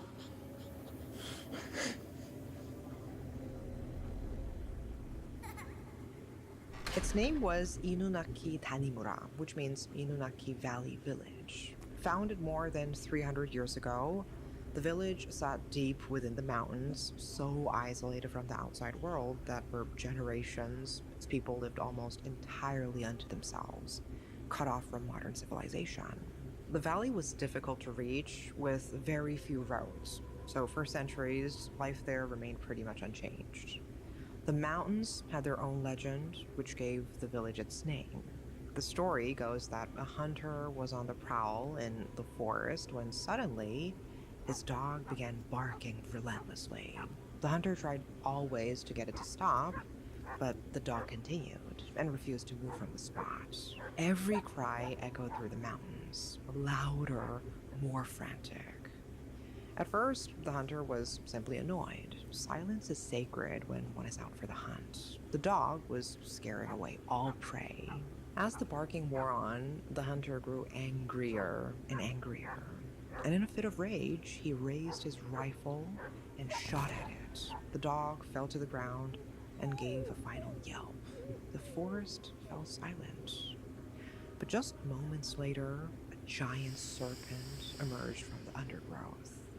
Only then did the hunter understand. The dog was trying to warn him and save his life. It had oh, remained the loyal guard it had always been, protecting its owner from harm. The hunter was overcome with grief. He abandoned his weapon and disappeared into the mountains, carrying the guilt of what he had done and living with a scar for the rest of his days. From that day forward, the mountain became known as Inunaki, which means the howling of a dog. For centuries, the village and the surrounding mountains remained secluded from the rest of the world. Then, in the 1960s, local government officials arrived with plans that oh, would yeah. change Inunaki forever. Plans had been drawn up for a dam in the area. When it was completed, the entire valley, including the village, would be wiped out, submerged beneath They water. literally wanted to feel Residents over were it offered or to compensation it. and asked to relocate, and most did. But not anyone. For many, Inunaki Village was where they had roots for generations. It was the only home they had ever known. It was said that a handful of villagers chose to stay on. But that didn't stop the construction from They moving literally ahead. In drowned them. 1970, the Inunaki Dam was completed 24 years later. Those who had resisted moving, they were believed to have drowned in the waters. On certain days, when the water level at the reservoir was low, people claimed they could see traces of what once stood there, stone foundations and fragments of walls. And that legendary phone booth rising from among the ruins. And that's not the creepiest thing about Inunaki. The reason many consider the area to be Japan's darkest and most frightening is the Inunaki Tunnel. One of the ways to get to the village was to pass through a 444-meter long passage that carved into the mountains. Getting through it is a feat by itself. You'd had to be pretty much fearless to even attempt it, if the stories swirling around it are to be believed. Inexplicable car accidents kept occurring. The sharp curves didn't quite explain them. The accidents had a strange quality to them, as if the drivers had simply let go of the wheel. At night, it was reported you could hear crying inside the tunnel. It sounded like screaming or moaning, but there was never anyone there. The source could never be identified.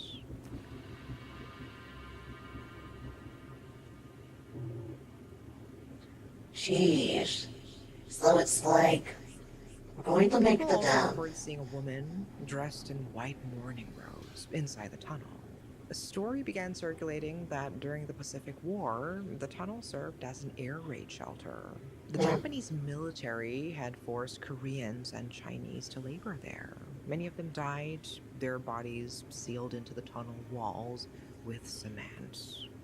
People also spoke of Korean writing scrawled at the fork inside the tunnel, traces left behind by the forced laborers. None of this was ever confirmed, of course. The rumors kept spreading, and the tunnel became something people genuinely feared.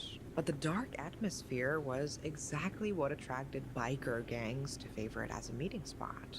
Soon the walls were covered in graffiti and trash piled up. Ugh. People began avoiding the tunnel altogether. And then, in December Yep, 1988, they boarded the it up. Milwaukee Tunnel became an actual site of horror forever.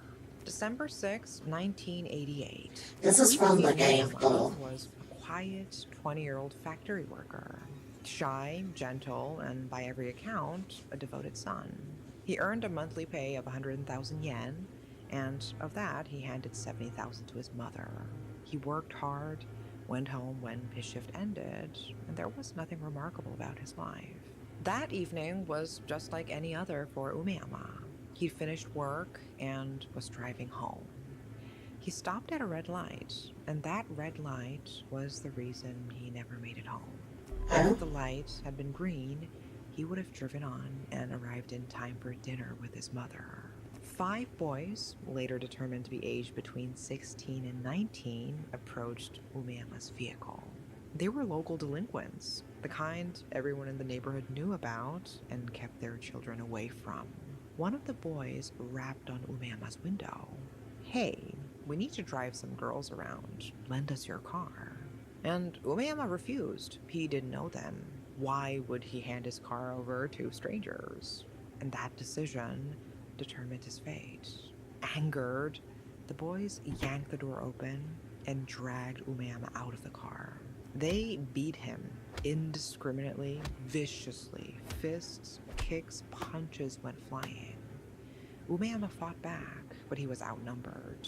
In the end, they threw him in the trunk of his own car and drove away. They decided to bring him to one of their homes, and there, the beating continued. One of the boys was assigned to watch over Umeyama through the night, but around 2 a.m., he dozed off. Umeyama saw his chance to escape. He slipped out and ran as fast as he could to get home. It was a 2-kilometer journey that would have taken minutes by car, but on foot, and in his bloodied and injured state, Umeyama would have struggled with every step. At this juncture, different versions of what actually happened emerged. Some said he knocked on doors and tried to stop passing cars for help, but was ignored. Others said he didn't ask anyone for help, which may sound unthinkable, but probably true to Umeyama's shy, reserved nature. Some even said that he had a mild developmental disability, and that, coupled with fear and confusion, meant that he couldn't think rationally at that point. Meanwhile, the boy who was supposed to guard him woke up, realizing Umeyama was gone. He alerted the rest. They drove out to look for their hostage, and they found him. Umeyama tried to run again, which further enraged the boys. The beating got more vicious and relentless. At one point, someone spoke up. "Hey, that's enough. Let's stop." Another shook his head. "No, he's seen all our faces. If we let him go, he goes straight to the police. We are all accomplices now. We have to kill him." So it was no longer about stealing his car or venting their fury at Umeyama. The boys were now out for blood. They drove him to Karita Port and attempted to kick him off the wharf and into the sea. Umeyama grabbed the fence at the edge and refused to let go. He clung on with all his might, while alternating between begging for the boys to stop and screaming for help. And what did the boys do? They beat his hands with a crowbar, again and again, pelting hard on the very hands that were gripping the fence to stay alive. By this time, Umeyama's face had been beaten out of shape. Blood ran from raw wounds on his hands and fingers, but miraculously, he still found the strength to hold on. Even as the blows kept landing, even as he weakened and his voice gradually gave out, Umeyama did not give up. because letting go meant the deep waters and the darkness, and most likely death. So the boys decided to switch tactics. They pried Umama's hands loose from the fence and forced him into the trunk of his car once again. They needed another dumping ground. Rikimaru Dam came up as an option, but just as quickly they realized that Umama's body would eventually float to the surface and someone was bound to spot it. No, that would not do. They wanted Umeama to disappear forever. His body must never be found. If water and drowning wouldn't work, how about setting him on fire? He would turn into ashes in the ground and no one would be able to identify him. The boys stopped at a gas station and bought gasoline in a plastic bottle. Next, they needed a quiet, open space to carry out the evil deed. They found it, the old Inunaki Tunnel. It had been abandoned since the new tunnel opened in 1975. They dragged Umeama deep into the dark tunnel. There, they poured gasoline all over him and lit him on fire. Umeama screamed at the top of his lungs. It was a blood-curdling howl of someone who had fought desperately to live, only to fall again and again into the hands of his tormentors. His screams echoed off the reinforced concrete walls. In a twisted way, it seemed somewhat befitting, as the old tunnel had always been said to emanate creepy, howling sounds. The boys knew that, but even then, Umeama's screams were so horrifying that they felt their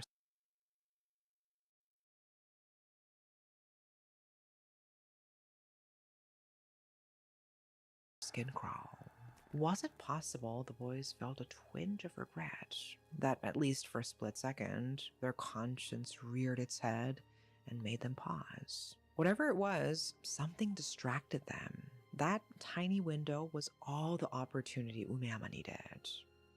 By now, it was obvious the 20-year-old had a steely resilience, a will to live that was so strong it surpassed all his pain and suffering. 20-year-old head and made them pause. Creepy, howling sounds. The boys knew that, but even then, Umeama's screams were so horrifying that they felt their skin crawl. Was it possible the boys felt a twinge of regret, that at least for a split second, their conscience reared its head and made them pause? Whatever it was, something distracted them. That tiny window was all the opportunity Umeama needed. By now, it was obvious the 20-year-old had a steely resilience, a will to live that was so strong it surpassed all his pain and suffering. His body on fire, Umeama broke out of the tunnel and fled into the woods. Somehow, he must have managed to put out the flames because the boys couldn't find him in the dark forest. It would be fruitless to hunt him down in the dark, so they decided to coax him to come out instead. Hey, come out. We'll take you home. We don't do anything else, we swear. Now, one would think that by now, Umeama knew better than to believe the group of delinquents who tried to kill him multiple times. But defying logic and reason, Umeama actually believed them. Maybe he really was that naive as to trust them, or maybe his mind was almost literally fried to the point that obliterated common sense and rationale. He stepped out from his hiding spot, and that was how the boys caught him a third time. And there wouldn't be a fourth. They stripped off his clothes, they tore the fabric into strips and stuffed it into his mouth. They bound his hands and feet. And then they started smashing his head with a rock. Once, twice, 3 times. They used a guardrail too. Realizing they had some gasoline left, they doused Umeama in it for a second time and held a fire to him. In an instant, Umeama was engulfed in flames. He thrashed wildly, scattering scraps of burnt clothing across the tunnel floor as he tried to put out the flames. He ran, desperately, blindly. A few steps short of the entrance, his strength finally gave out. He collapsed. In those last moments, one imagines his entire 20 years of existence, and most definitely his mother, likely flashed through his mind. This was it. He had done everything he could to stay alive. He had bounced back miraculously each time, but he had no fight left. The boys made sure that Umeyama was indeed dead. He wasn't moving anymore, and there was no sign of life. Satisfied, they left. They plotted how to get rid of Umeyama's car, which had the latter's blood and fingerprints all over it. They decided to drive to a neighboring town and leave the car there. But they didn't leave for home immediately. Instead, they felt it was an occasion to celebrate. They found a watering hole and spent the night drinking. You would think they would be discreet about what had just happened. They bragged about Apparently, it, the didn't boys they? were overheard bragging about These it. idiots bragged about it. One of the boys was also said to have, upon returning home, asked his mother, "The police haven't come by, right? Because we just burned a man to death." According to a neighbor, he said with the nonchalance of someone who was talking about running a simple errand. Clearly, the boys were confident they would not get caught. Their arrogance was cut short the next day when authorities found Umeyama's body. He was charred beyond recognition. The autopsy listed the cause of death as massive hemorrhaging. What this meant was he was bleeding severely in the brain from all the beatings he endured, slowly dying even before they set him on fire. It also meant that he was conscious as the flames licked his skin, searing it off and melting his flesh and organs. He likely felt every second of the fatal heat, all the way to his very last breath. Umeyama's killers were identified through the evidence left behind in his car. All 5 were arrested within days. Good. Because they were minors, their names were never released to the Oh, public. please. The ringleader, the oldest of the lot, at 19, was sentenced to life in prison. Good. Punishment that the court deemed appropriate given the Should extraordinary have gave him a gravity of the death crime. penalty. He tried to appeal, arguing that he hadn't intended to kill from the start and that the sentence was too harsh. The judge reportedly said this: "The cruelty of this crime is without precedent, and the defendant played a central role in carrying it out." The appeal was rejected. The other 4 were also convicted and received varying prison sentences. Koichi Umeyama lost his young life very cruelly and tragically. His burned remains were found inside Inunaki Tunnel, lending more credence to its already sinister reputation. Several years after this tragic crime, authorities sealed off the tunnel for good. The tunnel was already a place people whispered about. After December 1988, it became something else, because now the stories had a name attached to them: the handprints. The rumor most often tied to what happened in that tunnel isn't about a figure or a face, it's about hands. They say that if you drive into that old tunnel at night, especially in a white car, you will come back to find red handprints pressed across the glass and the paintwork.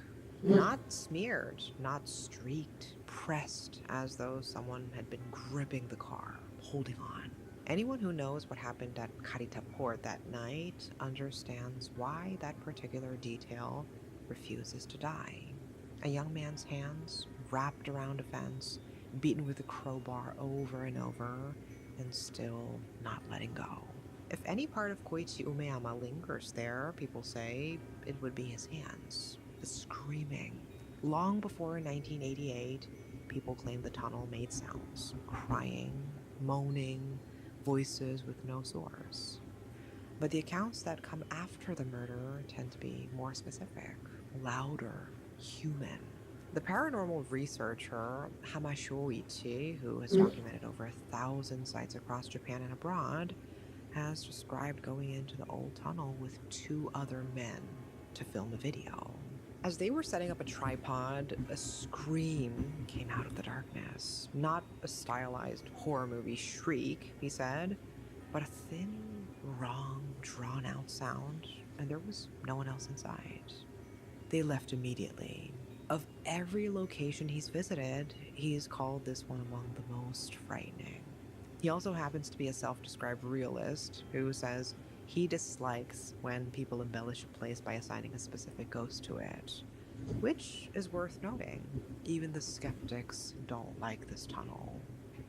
The photographs. Then there are the pictures. Figures standing at the far end of the passage where no one was standing. Faces surfacing in the grain.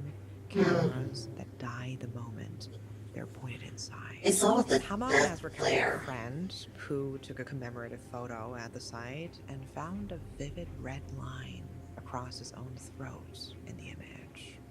Not long afterwards, the man was in a motorcycle accident, and his neck swelled up red. And then there's what happened in 2001.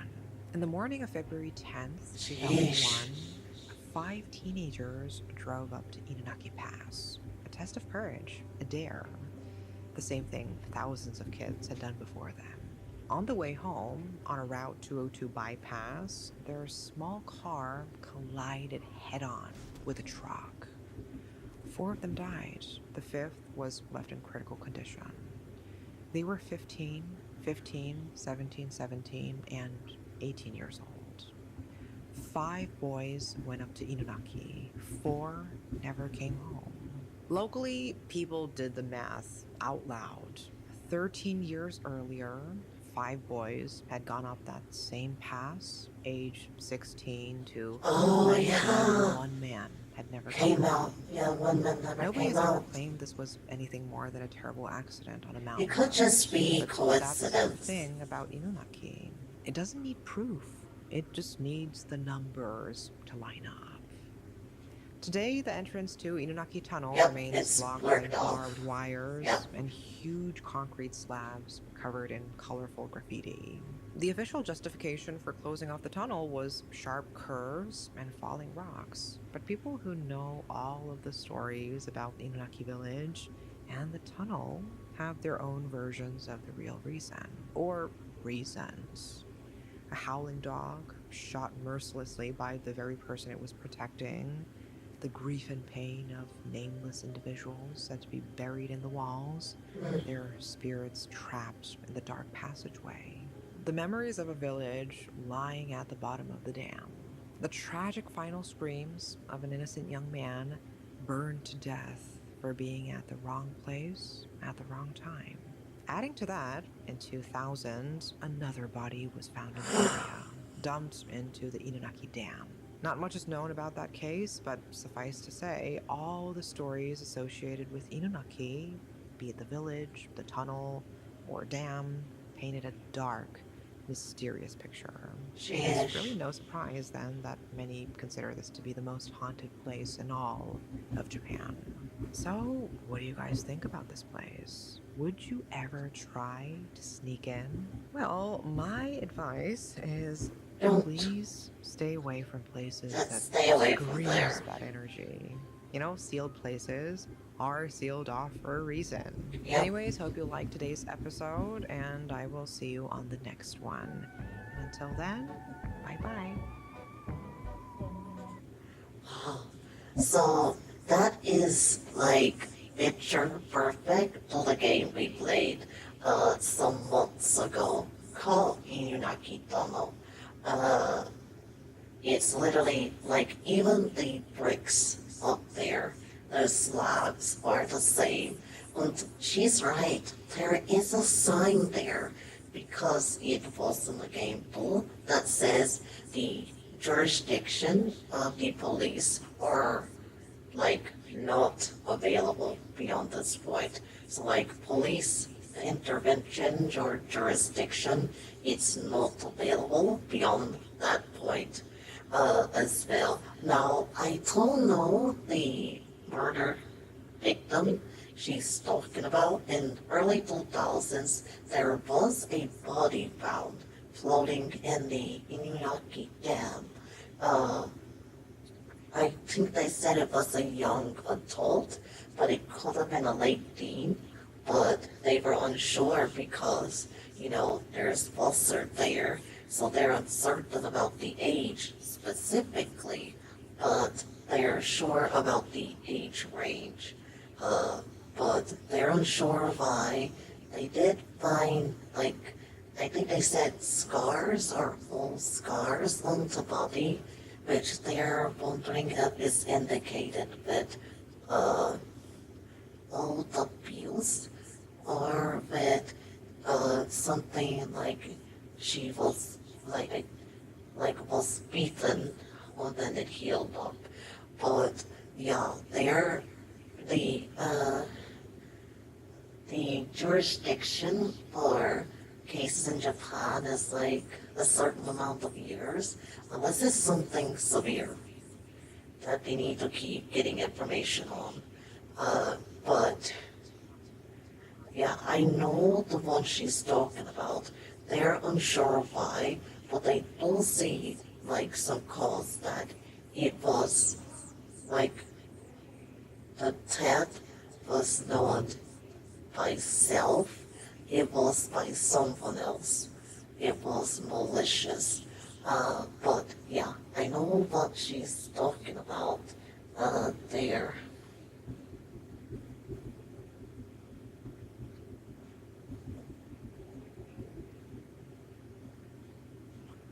Okay, let me see here.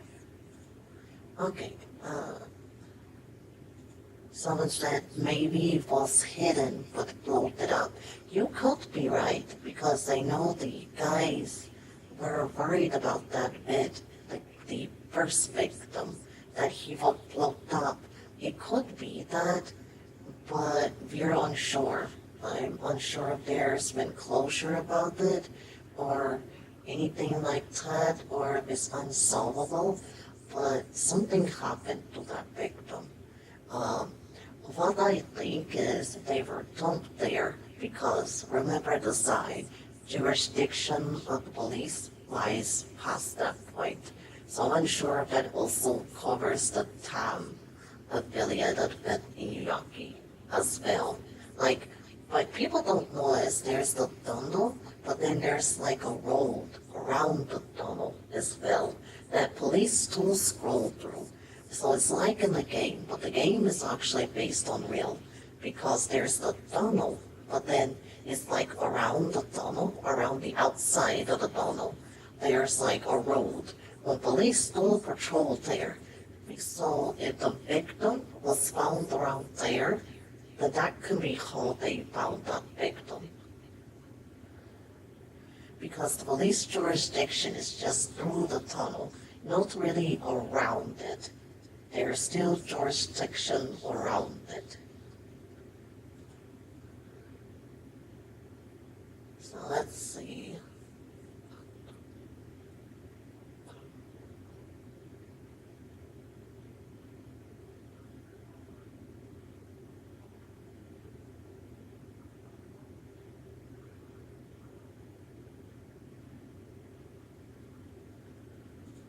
In November 2010, a stray Okay. doll.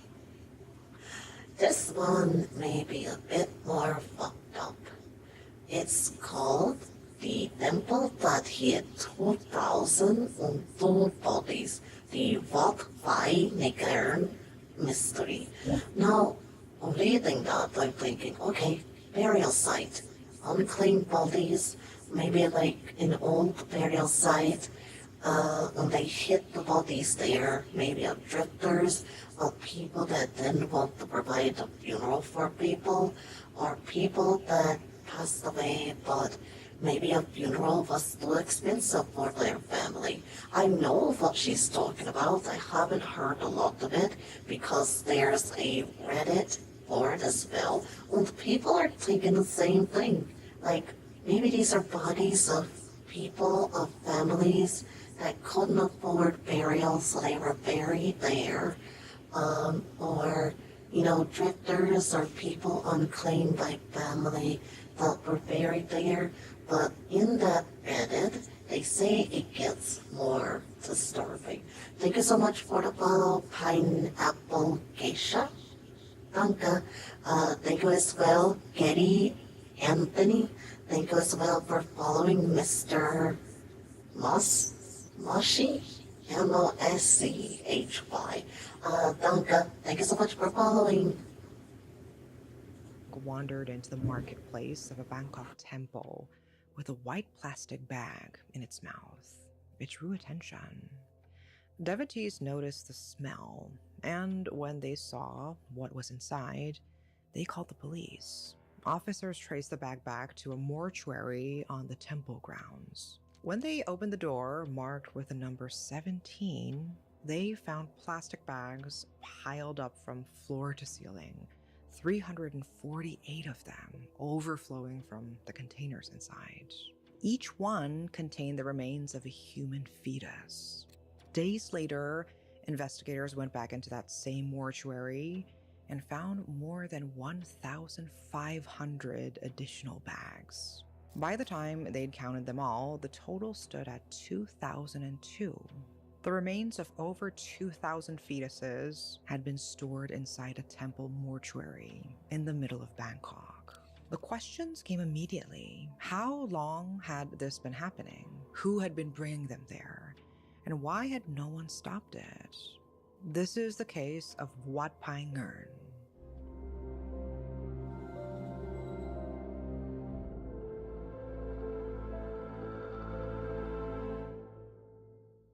Wat Pai Ngern sits in the Bang Ko Lam district of Bangkok, a busy, dense neighborhood crowded with shops, schools, and the ordinary noise of urban life. The name means Silver Bamboo Temple, and to people who lived nearby, it was simply part of the landscape, a place of quiet reflection, of prayer, of routine. Lottery vendors lined the path to the entrance. The smell of incense drifted out from the main hall. Monks went about their days. At the edge of the temple grounds sat a mortuary building, a low, functional structure where bodies awaiting cremation were stored before the furnaces took them. This was not unusual. Thai Buddhist temples often serve a dual role as places of worship and venues for death rites. Communities rely on temple mortuaries, and for generations, the system had worked quietly and without incident. But for much of 2010, something was wrong at Wat Pai Ngern's mortuary. The people who worked near it had begun to notice a smell, not a faint, solemn smell of incense and wood, but something heavier. It came through when the door was cracked open, drifting toward the workers who rested nearby. One of those workers was a 68-year-old man named Supot Liangbamrong. He had been building pagodas at the temple for decades and knew the grounds intimately, and he knew that the smell coming from that mortuary was not right. One day, he decided to take a look. Supot never spoke publicly about any of this in 2010. It would be 14 years before he told a journalist what he saw. Plastic bags, many of them crammed into the mortuary storage containers. Some had burst. Swollen, rotten fetal remains had spilled out. He knew immediately what they were.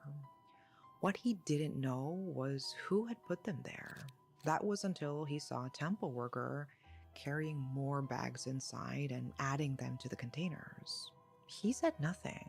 He didn't want the worker to lose his job, and he didn't want to tarnish the temple name. And so he helped. Just say someone just died. I understand why he would fear Delhi. It is a temple, and some people are heavy religious. That's true. Well, this isn't Thailand, where you may have some villages that are highly religious. Well, if that's a well-known temple that's been there for generations of people living there, it's like, and I know some people are mad, like, he should have still told. This was in 2010. So, well, he's a builder there. Like she said, she was also worried about the guy there losing his job. He's 68 years old. So, not only is there fear of, ruining the temple's reputation, there's also the fear that there's going to be people out of a job. So it's like he's stuck. like, what do I do? It wasn't until, like, 14 years later, like she said, he's like, I need to get this off my chest.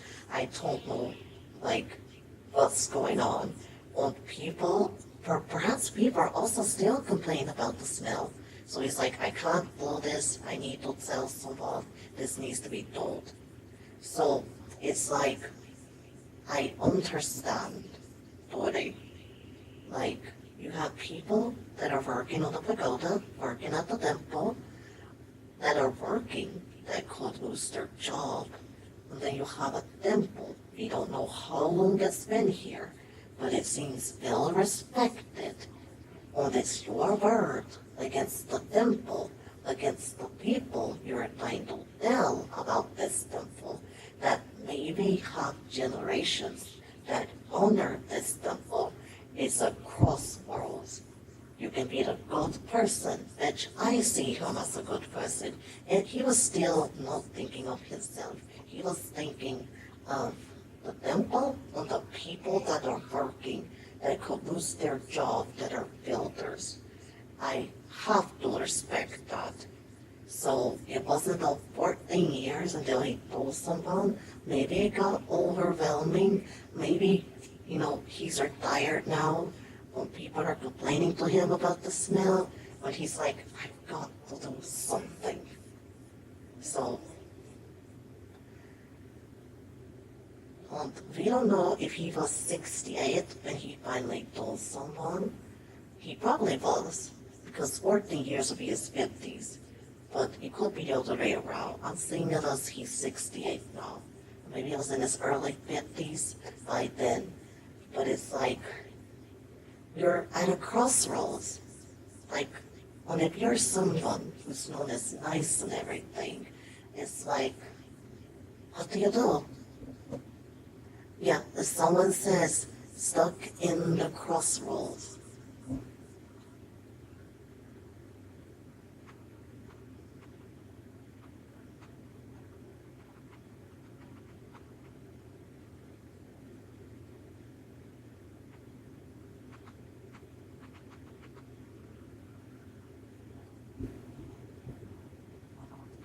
Like, it's a lot of burden on his head. Yeah, it's like there's a lot of burden on your head with anything. So it's like,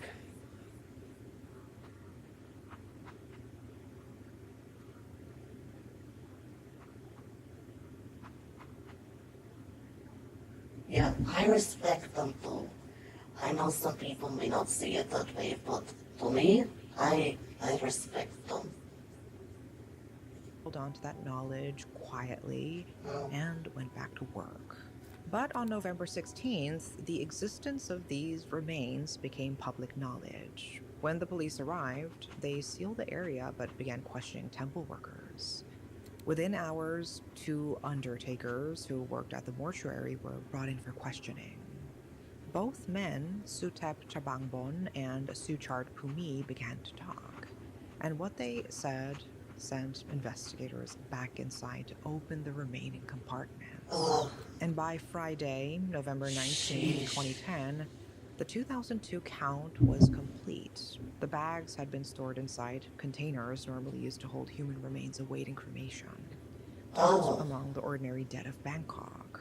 The police colonel leading the investigation, Sombat Milin Tachinda, was direct with journalists. The undertakers, he said, had told investigators they had been paid to make the remains disappear, and that they had no idea how many fetuses they had accumulated. They had a Yes. system in place.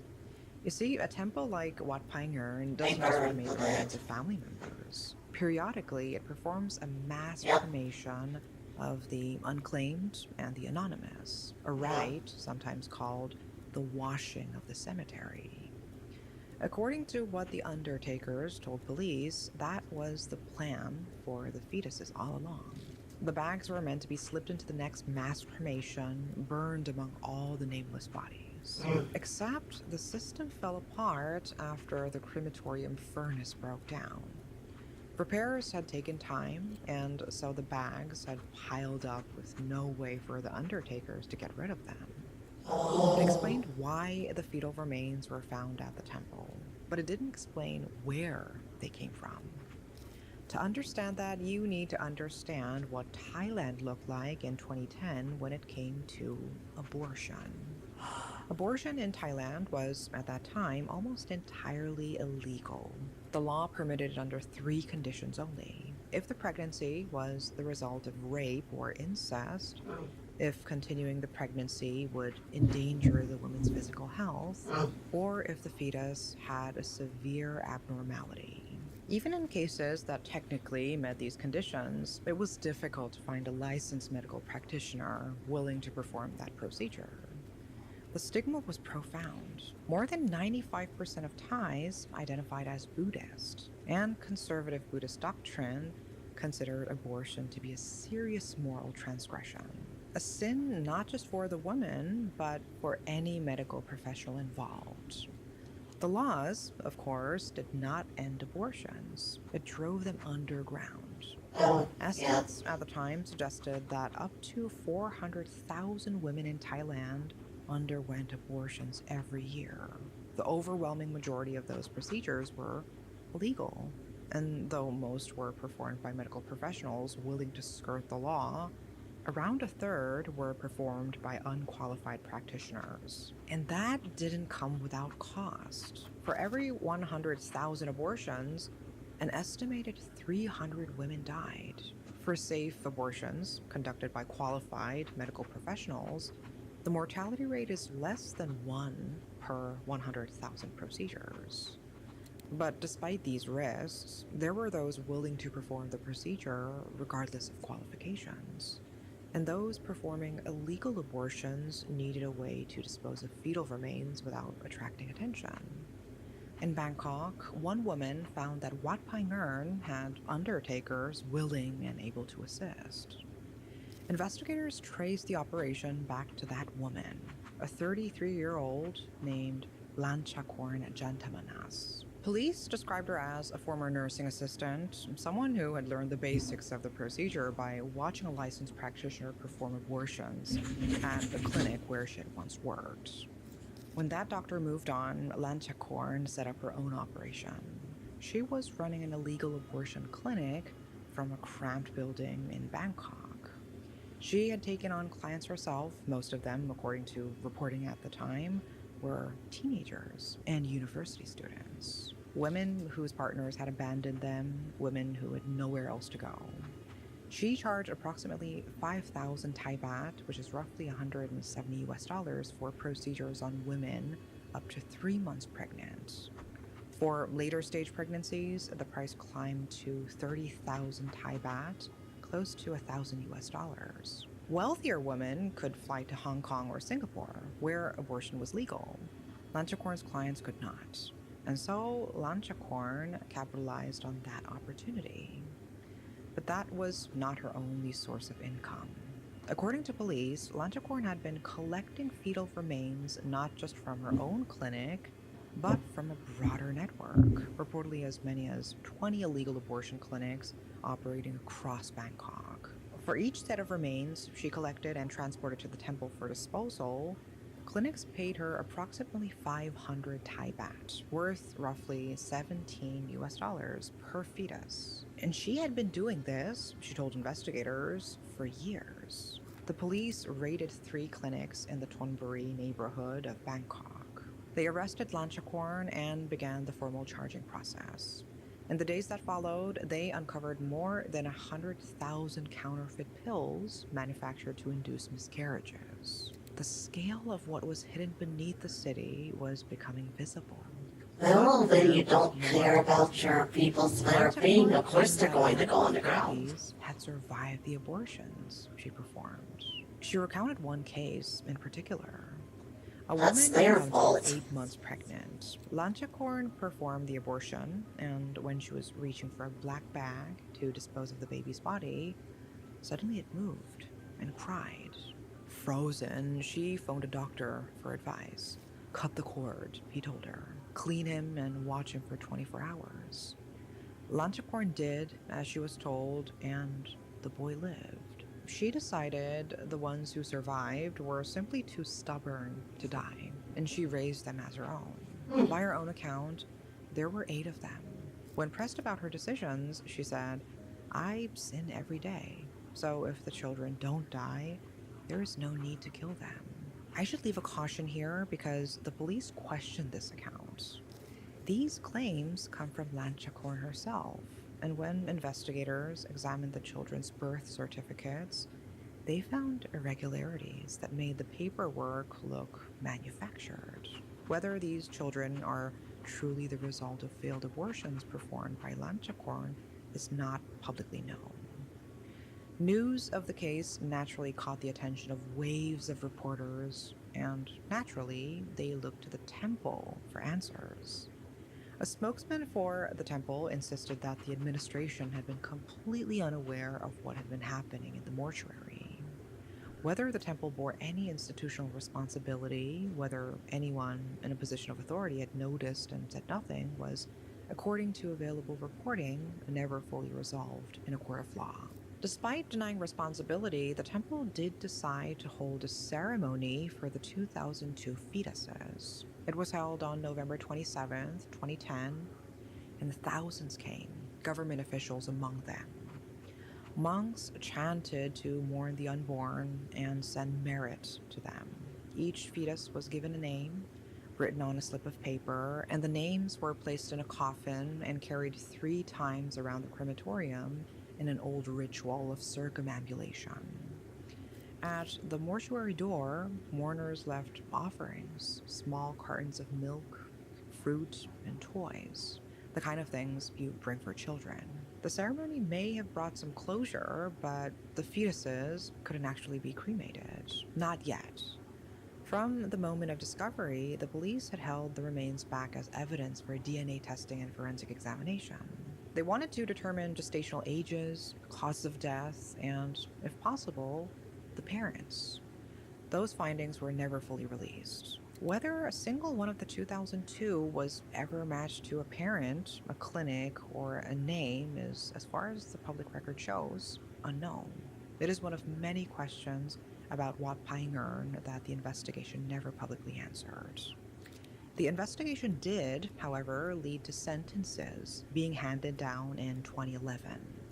Lanchakorn was convicted of running an unlicensed clinic, practicing medicine without a license, and performing abortions. The court gave her 10 years, then halved it to 5 when she pleaded guilty. Suchart, the undertaker who had taken in the bulk of the remains, was charged with destroying and concealing evidence of a crime. For each of the 2002 fetuses found at the temple, he was given 4 months, resulting in a total sentence of 8,008 months. That is over 667 years. Following his guilty plea, this was halved to 4,004 months. However, Thai law caps punishment for offenses like these, and so he was ultimately given the maximum penalty allowed, which is 20 years. Sutep, the other undertaker, fought his case rather than confess. He was convicted on a far narrower count, destruction and concealment of just 15 of the fetuses. He was handed a sentence of 3 years and 4 months. The conviction may have drawn a line under the case, but it still raised a national question, and Prime Minister Apisit Wajajiwa was asked directly, did the abortion law need to change? He claimed the case was a reflection of how severe the problem had become. And yet, he rejected the calls for reform, saying the existing law was flexible enough. The government's answer to the problem was a crackdown on illegal clinics, not a change in the law. The crackdown also had a clear effect on the industry. Within days, police reported that abortion providers were abandoning clinics and moving procedures into women's homes. They moved out of sight, became harder to trace, and were more dangerous than before. This is the paradox that Thai society spent the next decade trying to work through. The law had not prevented the abortions of 2002. It had created the conditions for the entire situation.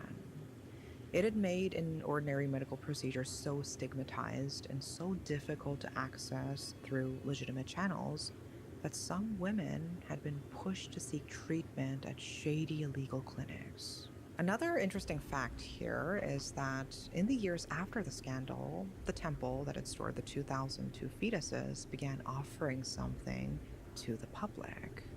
Kumantong, small child spirit effigies, revered in Thai folk belief as guardians that bring luck and protection to those who care for them.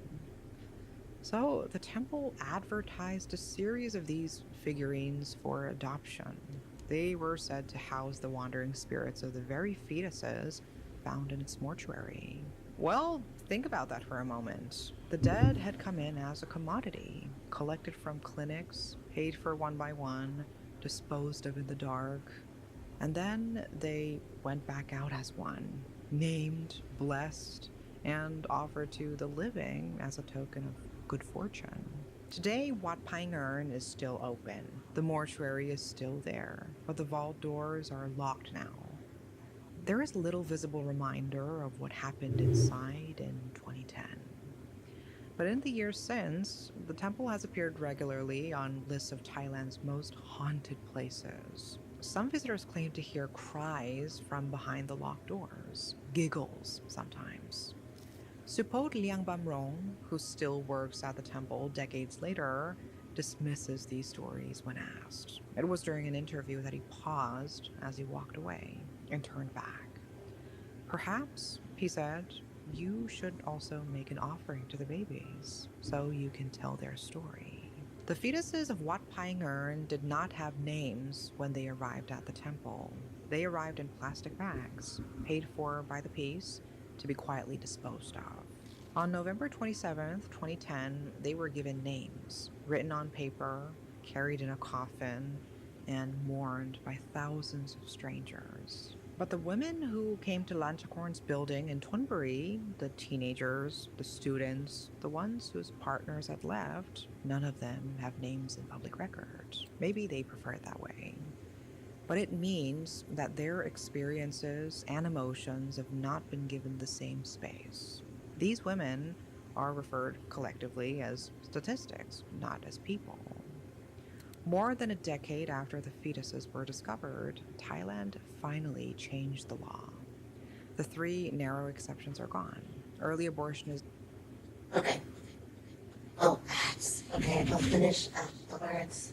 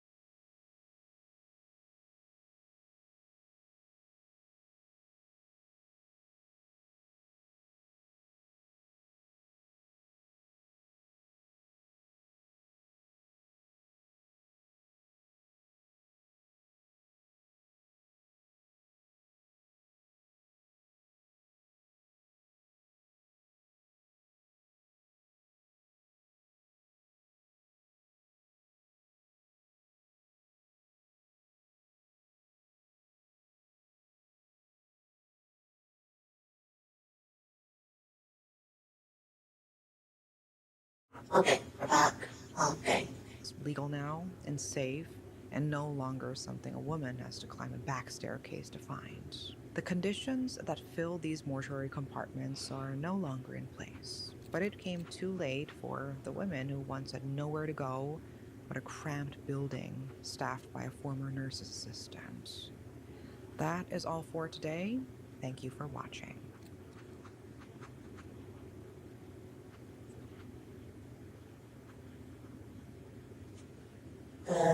Cult.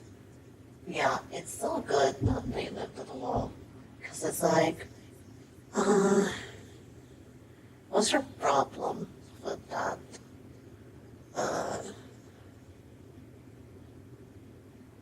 Okay, let's see here. Let's do this one. Valentine's Day, 1990. It's called Hong Kong. She Had a Pretty Face on a Secret Buried Salt. Flower stalls and the smell of chocolate drifting from shop doorways. The city itself is dressed up for this annual celebration of love. But 23-year-old Lau Chi-sing isn't thinking about any of that. He's walking toward an apartment building in Taihing Estate, Tuen Mun, with a bad feeling he can't articulate. His closest friend hadn't picked up the phone in days, so he's on his way to check in on him. He knocks, no answer. He calls his friend's name, but again, nothing. And then, just at the edge of his perception, there's a smell. Faint smell, barely there, but definitely unpleasant. Like something rotting. But it's hard to know for sure. The smell passes like a breeze and disappears. And Lau Chi-sing almost convinces himself he's just imagined it. It's possible his friend is just not home, but Lau still can't shake that bad feeling, so he doesn't leave. He calls his friend's younger brother, the one with the spare key. Yeah, but it when says the she brother pickled arrives, someone. the key doesn't fit. The lock had been changed. So they call the police, lock's and changed? the police find Huh? will be discussed for years to come. This is the Tuen Mun salt murder.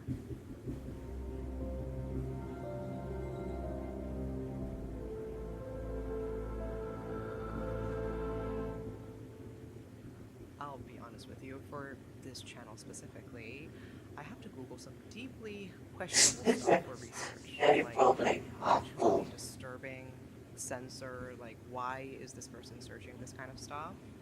And it's literally my job.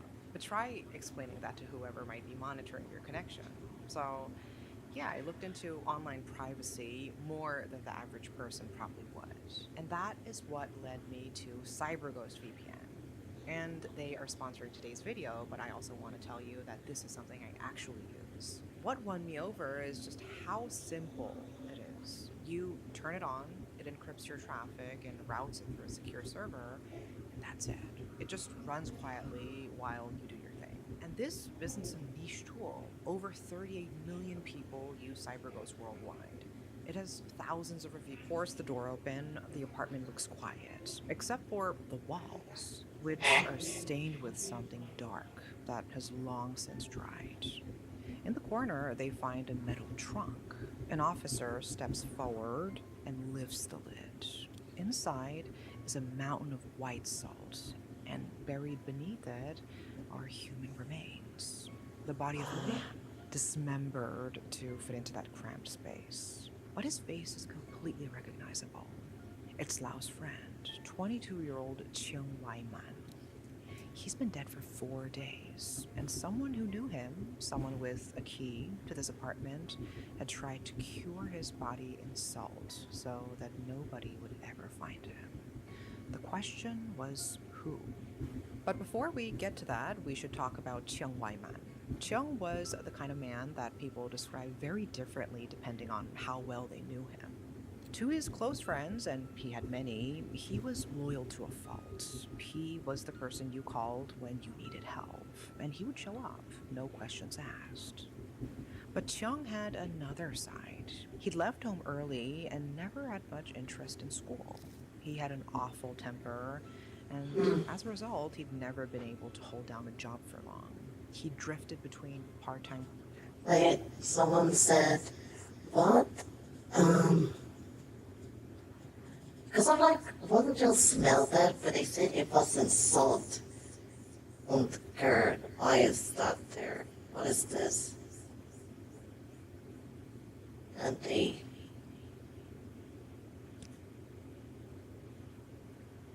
What the hell is this? In the hell are you? No. There. Weird. Someone said, whether the landlord saw it as unclaimed property and saw the stains on, maybe just stains from food or whatever. There was no smell. You're right. Like, it was quiet and empty. So what I'm thinking is, the landlord is the one who changed the locks. Probably saw the stains on the wall, was like, maybe it's food, maybe it's them messing around, maybe something happened, they tried to clean it. Or it could have been there before. Maybe it's something like, it's no stain or something. Or maybe there was a candle or something around there that made a stain or something.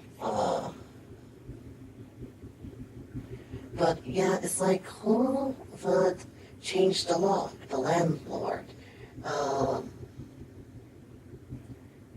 It's like, yeah, okay, like, it's like if someone's moved, but they leave a piece of property, but they don't want it.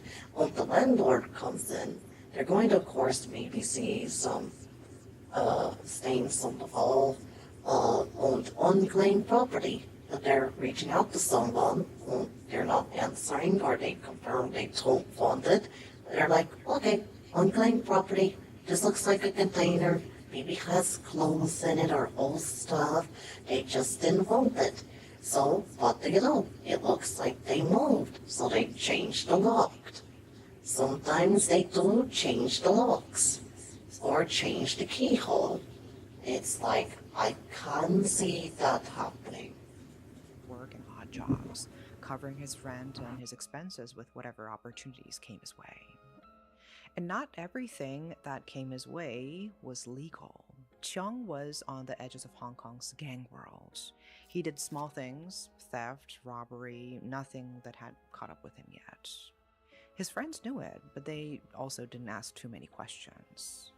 Lau Chi-sing, the man who found Cheung's body, was one of his closest friends. The police sat Lau down and asked him to walk them through the last time he'd stopped by to see Cheung. It was February 10th. The door opened, but it wasn't Cheung standing there. It was a woman. She was young, beautiful but cold, composed and difficult to read. She told Lau that Cheung wasn't home and asked him to leave, quickly. Lau left. The police leaned forward. Who was she? Lau told them it was Cheung's girlfriend. He didn't know her well, she kept to herself and never really mixed with Cheung's friends. But Lau knew her name, Yik Po Man. Thank you so much for the follow, Jennifer. Take a spell for following, Brown Bear? Brown Bear. Hong Kong and gave the police exactly what they needed, a lead. His name was Lau Quan Hua. He was a painter, not someone from Cheung's world at all. Lau Quan Hua told them that he just received a phone call from a friend of his named Yik Po Man. She had admitted to killing someone and asked him for help, but he couldn't do that, he said.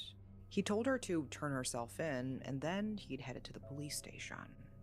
They told Lau Quan Hua, don't let her know you've spoken to us. If she calls again, agree to meet her. Pick a place, tell us where. Lau Quan Hua's phone rang almost immediately after he walked out of the station. It was Yik. He arranged to meet her and gave the police an address, a building in Mong Kok, downtown Hong Kong. On February 26, officers moved into position around the building. A woman emerged with a young child beside her. The police closed in. Yik Po Man was arrested without resistance. Her daughter, Yik Wing Yu, was taken into care. So who is the woman at the center of this, Yik Po Man? Yikpuman was born in Hong Kong in 1980. Her parents were ordinary factory hands working for minimum wage, doing their best in a city that made doing your best feel perpetually insufficient. They loved her daughter, they were proud of her, and they had good reason to be. Yik was, from early childhood, exceptional. She was smart, beautiful, soft-spoken. Yik's positive traits were noticed by neighbors, by teachers at school, and unfortunately by some girls at school who felt more resentment than admiration. They were unkind. They spread rumors about her. And so Yik did what many people do when facing that kind of behavior. She tried to make herself small. She went out of her way to avoid drawing attention. She tried to blend into the background. But it didn't work. At 14 years old, Yik was spotted by a talent scout who had seen her on the street. She got a shot at appearing in a shampoo commercial, and she took it. The product was a hit. Yik's face was suddenly everywhere.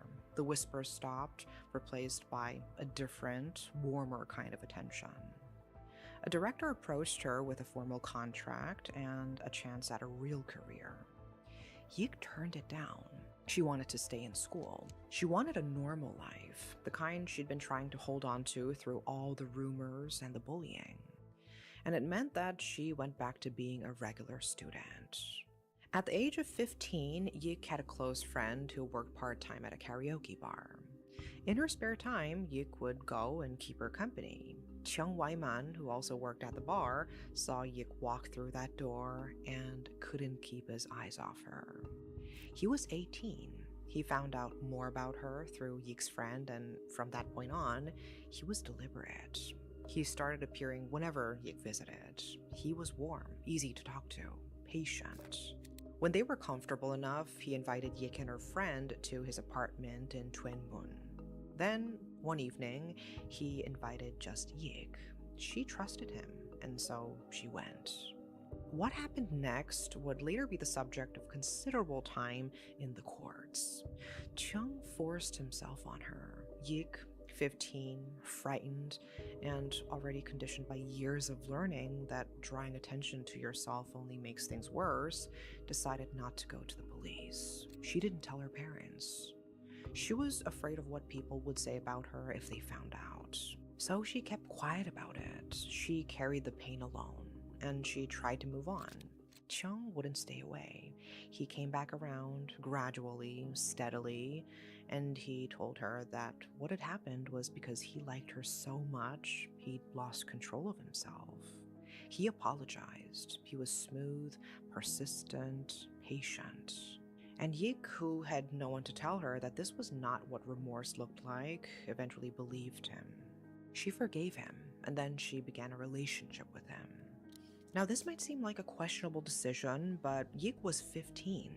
Chung was an adult who had assaulted her, and who then came back with apologies, with patience, with the careful, deliberate warmth of someone who knew exactly what he was doing. There was a word for that pattern, grooming, but Yik did not have it. She had only the feeling that after suffering rejection from her peers at school, someone had chosen her, and she held on to that. By the end of 1994, Yik was feeling unwell. She'd been feeling sick for weeks, nauseous, exhausted in a way she couldn't explain. She went to the doctor, expecting to hear it was just a bug that had been going around, but instead, the doctor told her she was several months pregnant. The news broke her. She was too frightened to tell her parents, too frightened to face it alone. So she went to Chung. Chung's response was immediate and wordless. He drove her to an abortion clinic. But his plan didn't work out. The doctor refused to perform an abortion on Yik. Her body was too slight. She was too young. An abortion at this stage would have put her life at serious risk. And so she was left with only one option: to have the baby. Yik was terrified of being found out, and so she did whatever she could to pretend that nothing was happening. She went back to school, managing to hide her growing belly beneath her uniform. She kept attending classes. She kept studying. She performed the role of a normal schoolgirl, all while navigating the physical and hormonal changes of pregnancy. In May 1995, Yik gave birth to a healthy baby girl at Cheung's apartment in Chunmun. She smiled at her daughter. She was essentially alone. Cheung was there, but was not present in any way that mattered. He didn't want the child. He went as far as to tell Yik to give the baby her own surname, because he had no desire to be associated with his daughter. So the baby became Yik Wing-yu. Cheung gave his girlfriend a choice: abandon the baby outside a hospital or raise her at her mother's home. Yik begged him to let her raise the child at his home. She didn't want her parents to find out that she'd had a baby. Cheung agreed, reluctantly. From that day forward, Yik had an incredibly busy routine. She went to school during the day and went to Cheung's apartment in the evenings, where she cooked, cleaned, did the laundry, and cared for Wing-yu. Then she'd leave the baby with Cheung and go back to her parents' place at night. Cheung contributed the absolute bare minimum to the household and drifted in and out of the apartment as he pleased. When Wing-yu was 6 months old, Yik told her parents she wanted to move out to concentrate on her studies, and they agreed. So she and Cheung began living together full-time. And that is when things got worse. Cheung had always had a short temper, but in the apartment, with no job to go to and no one to keep him in check, his rage and his resentment turned toward Yik and the baby. First, he yelled over small things, and then the yelling became something else. He started hitting Yik. She endured it because she had learned that pushing back only led to him redirecting his anger toward Wing-yu. So as a teenager with more responsibility than most teenagers ever have to endure, she suffered his abuse. She kept quiet, and she kept the household running. That's not to suggest that Yik didn't try to leave. She did, more than once, but Cheung's network of friends extended across the city, and every time she found a new place to stay and tried to disappear, they found her. Her situation seemed hopeless. And yet, despite everything, Yik Woman's brilliance had not disappeared. She completed her preparatory courses while raising Wing-yu. She sat the college entrance exams. She passed with marks high enough to qualify for university. For a single bright moment, she could see a way out. But she had a 1-year-old who needed her, a partner who would not work, and no money of her own. She did not pursue studying at university. She stayed. By 1998, Yik had started carving out small, secret moments of freedom within the restrictions she had. She couldn't leave Cheung, she learned that, but she could experience a life without him, quietly, in ways he didn't know about. On Lunar New Year's Eve in 1998, while helping her uncle at a stall, she met a painter, Lau Kwan-wah, and the two had an affair.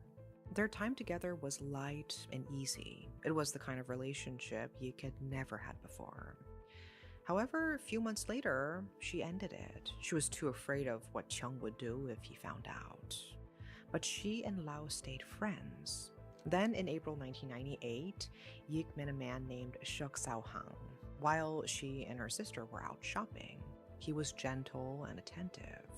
The relationship was steady. She began, for the first time in years, to seriously think about leaving Cheung for good. And she started making quiet preparations. But Cheung noticed. He was always watching her. He saw how she dressed when she said she was going out with friends. He saw the way she avoided his eyes when she talked. The quarrels became more frequent. His violence became more intense. Then came the evening of February 9th, 1999. Cheung was out with Lau Chi-sing. They were drinking and talking, and eventually the conversation turned to Yik. Cheung told Lau what he suspected, that Yik had been cheating. Lau looked at him and told him that he'd seen it himself, Yik on the street with another man, and that the two of them seemed too close and too comfortable for it to just be friendship. Cheung went home, now certain that Yik had been cheating on him. Yeah, was the this early guy hours of wanted February 10th. everyone miserable. Yu was asleep. To be honest, I'm kind Chang of wasted glad no he's time dead. confronting Yik. He told her what he knew, what Lao had seen. Chiang demanded the truth. And of course, Yik denied it, calling him paranoid. And so Chiang attacked her.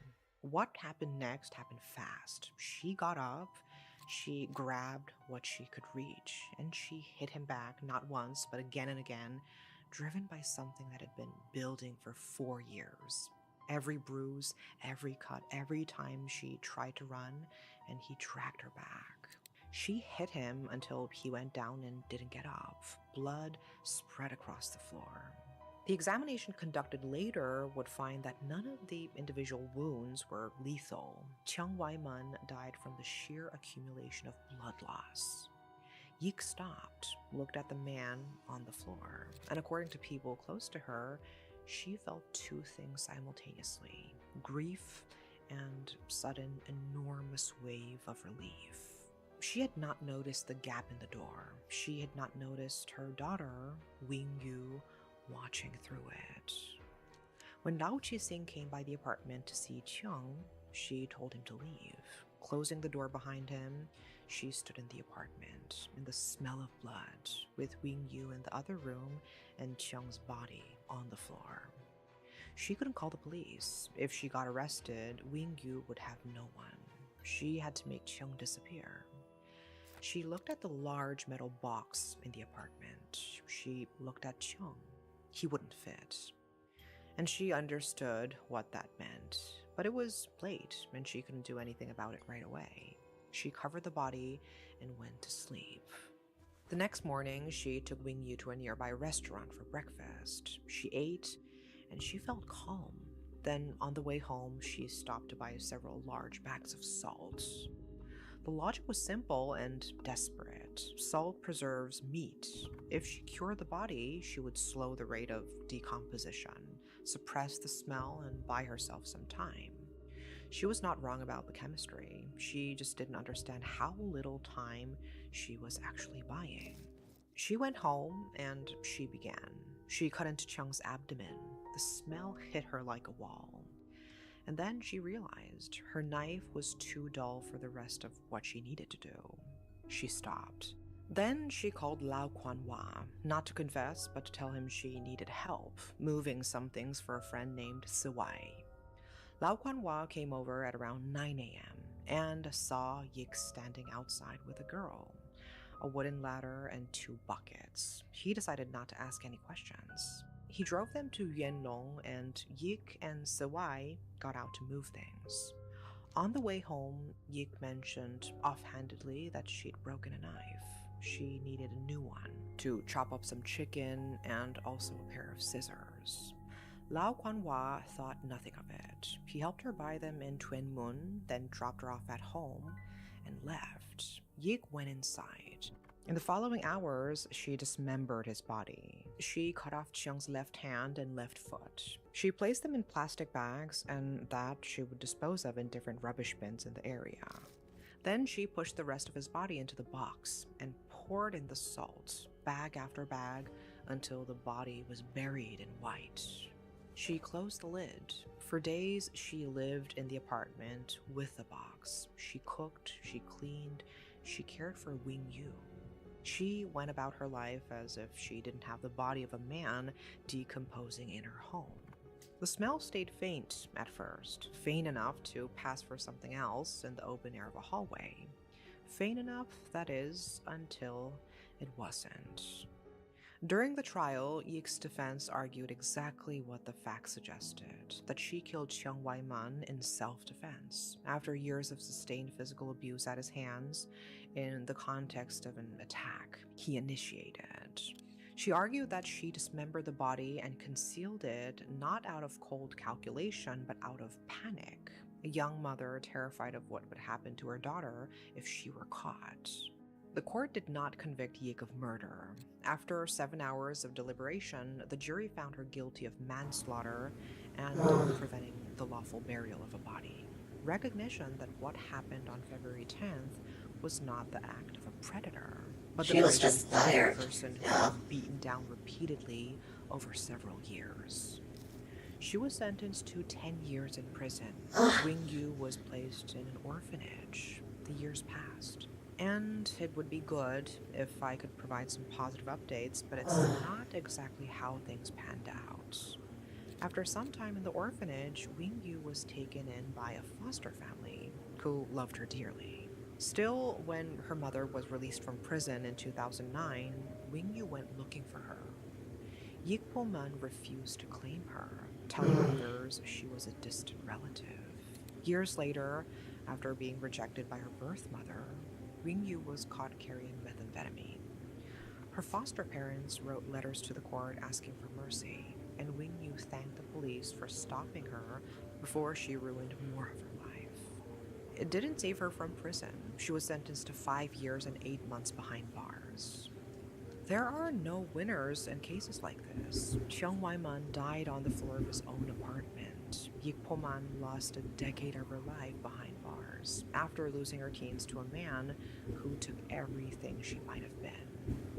And Yi Wing Yu, who was a mere toddler when she witnessed the death of her father, also ended up spending time in prison, the result of a chain of terrible events that began before she was even born. So what do you think about this case? Let me know in the comments, and that is all for today. Thanks for watching.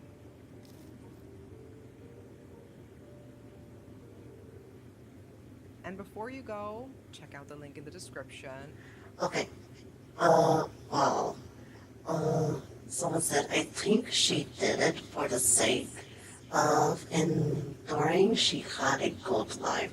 Yeah, because remember, Wing Yu saw her mother do it, but also she probably didn't want her daughter to be linked to that. Like, oh, you're the child of this groomer who had sex with this teenager, or something, or, oh, your mom killed your dad, haha. Like, I think she refused to claim her because deep down, she wanted her daughter to have the good life she wished she had her entire life. Like, I know many people are like, still claim your child, they deserve happiness. But with that happiness is them not being around that, you have to understand.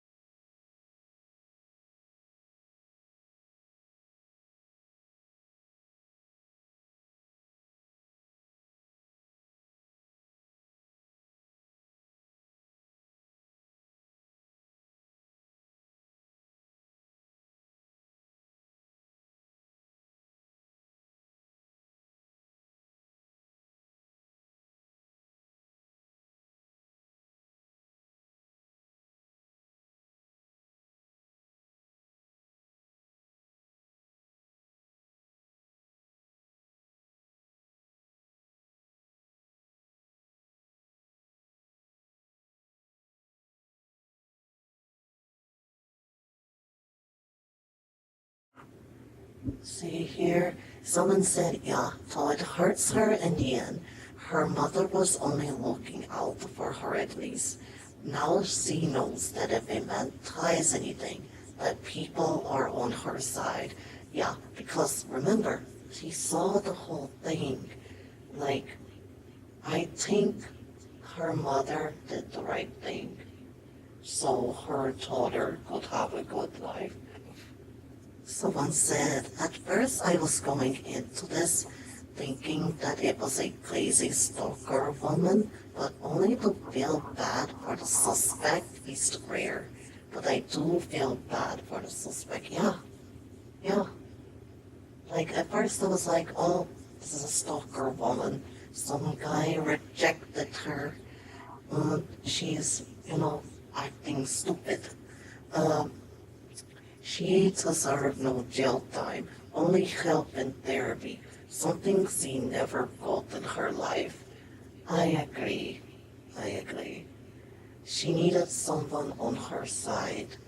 Uh, um, Someone said, I believe that woman did not deserve any jail time. I mean, if anything, they should have maybe charged her for the dismemberment of the corpse. But even then, maybe community service or some form of therapy. Z needed help.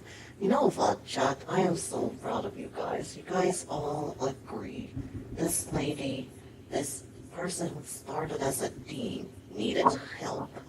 Like, I know, like, the chat can have their differences, but we'll see here that we're all on the same side here.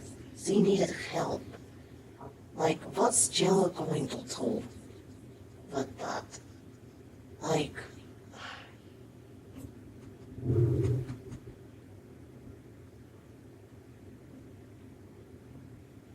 hopefully it's staying alright. Oh, danke.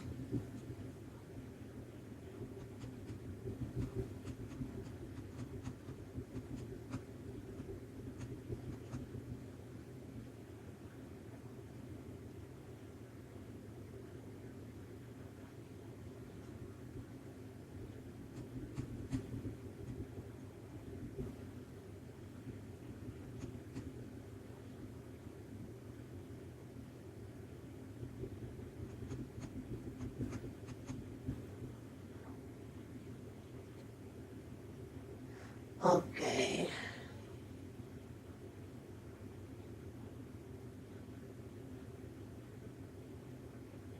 Okay, let's see. I know I said this is the last one, but let's see here.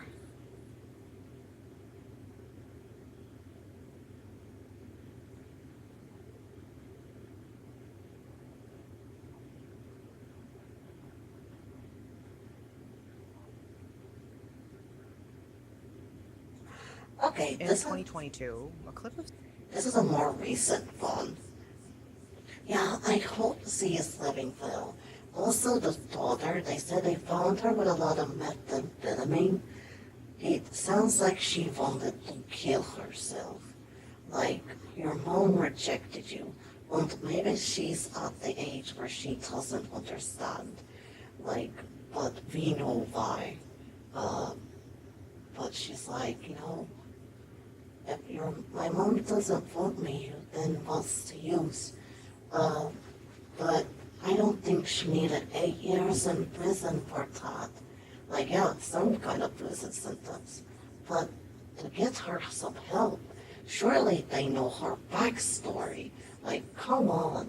In this case, you have one suspect but two victims. The suspect is the quote-unquote victim because he got killed. But he's still the suspect. And the two victims are treated as suspects when they needed some deep emotional help. Okay. Yeah, I hope he's burning nice. Oh, that's correct. Burning nice. I hope that Jackass is burning nice in hell. Alright, this one is called The Smiling Pastor Who Hit a Body in a Shopping Cart.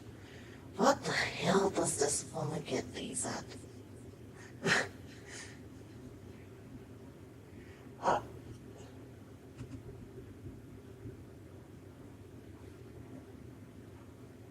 I, yeah, that's what it's called.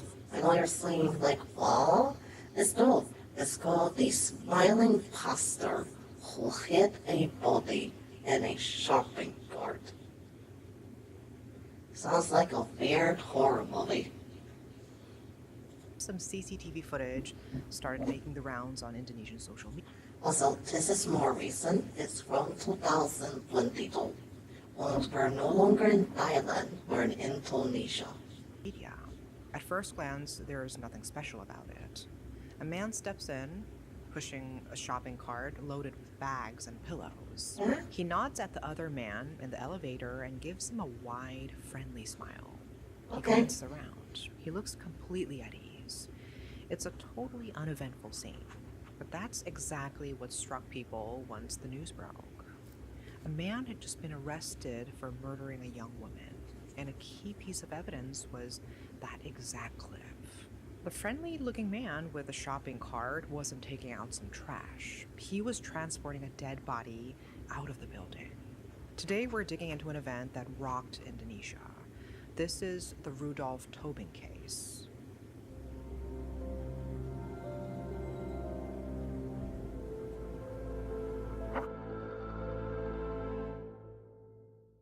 Sometimes you just want to wear a cute little dress to the gym while running errands, wherever. And honestly, I don't even remember the last time I regularly wore one. Ever since becoming a mom, it's been leggings and oversized shirts on repeat. But lately, I've been trying to put a little more effort without sacrificing comfort. So I've been reaching for these dresses from Halara a lot. So I'm going to show you what I got from Halara. This is the Softly Zero Plush Backless Active Dress. The fabric is so soft. It has built-in shorts and, of course, they have pockets. It looks comfortable enough to wear all day, but still looks like you tried. And this one is the Softly Zero Airy Backless Twisted Cool Touch. Calm down, chat. Calm the fuck down. I can already hear it like, wow, googly moogly, or something.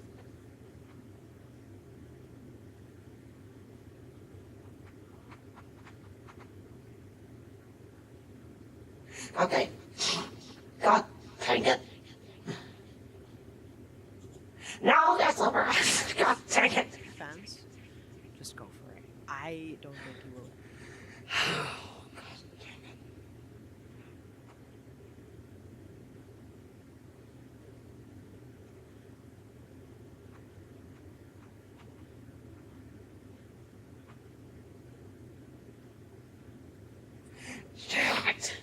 Chat.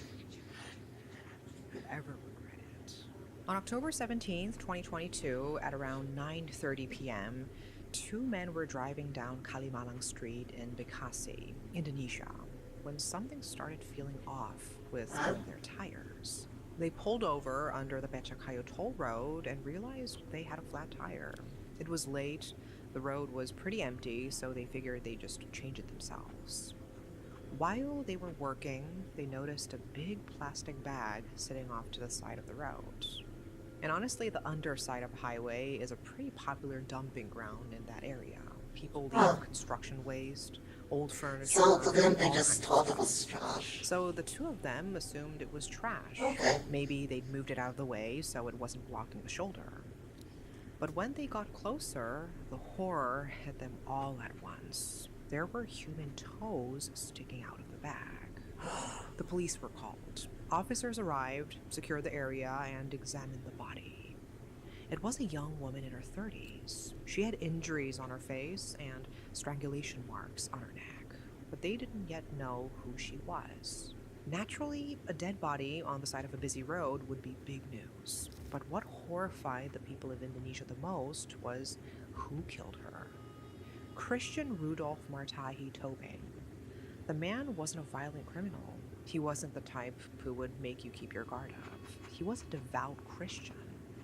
A family man, a therapist who worked with children with special needs. A young pastor at a local church. Oh, So how did goodness. he get here?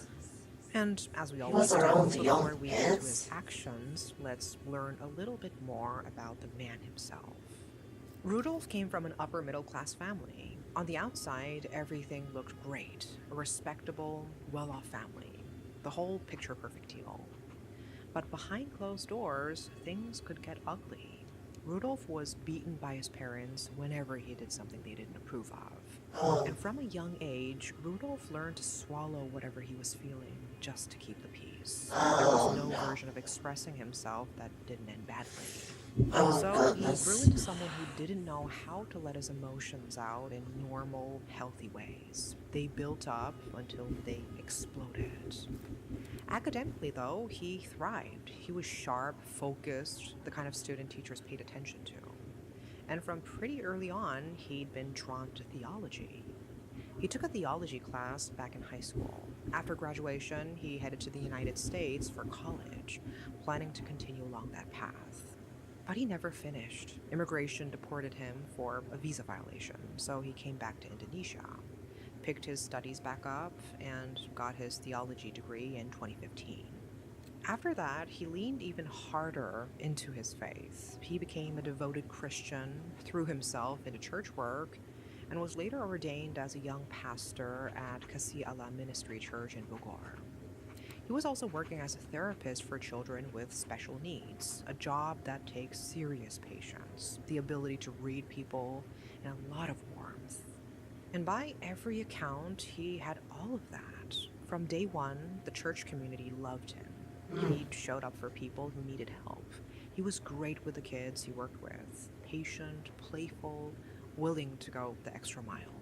Just an all-round good guy, soft-spoken, sweet with children. And yet, under all of that, something dark was lurking, just buried deep where nobody could see it. Through his church work, Rudolf became part of a tight group of friends. There was a guy named Hardiman, another friend named Shinta, and a woman named Adeyunia Rizabani, who went by Icha. They weren't just casual acquaintances. They were the kind of friends who showed up for each other.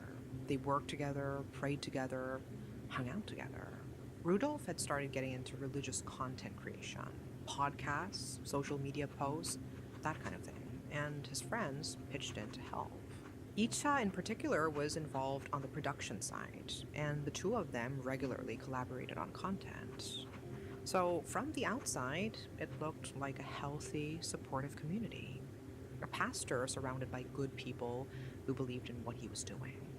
What that community didn't know was that something had been quietly eating at Rudolf for years. Back in 2015, Rudolf and Hardiman went into business together. It didn't go well. Somewhere along the way, it ran into problems and fell apart, and Rudolf put all of it on Hardiman. The friendship blew up, but because Rudolf had never learned any healthy way to express anger, none of it came out. Not in a fight, not in a falling out conversation, not in anything. He just bottled it up.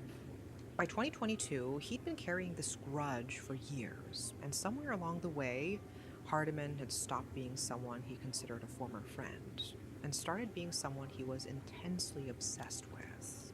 Rudolf called him his nemesis, not someone he disliked, his actual enemy. So imagine how he felt scrolling through social media and seeing photos of Shinta and Icha with Hardiman, the people closest to him, hanging out with the one person he He hated. felt betrayed. To most people, it could be slightly upsetting, but ultimately something you'd let go.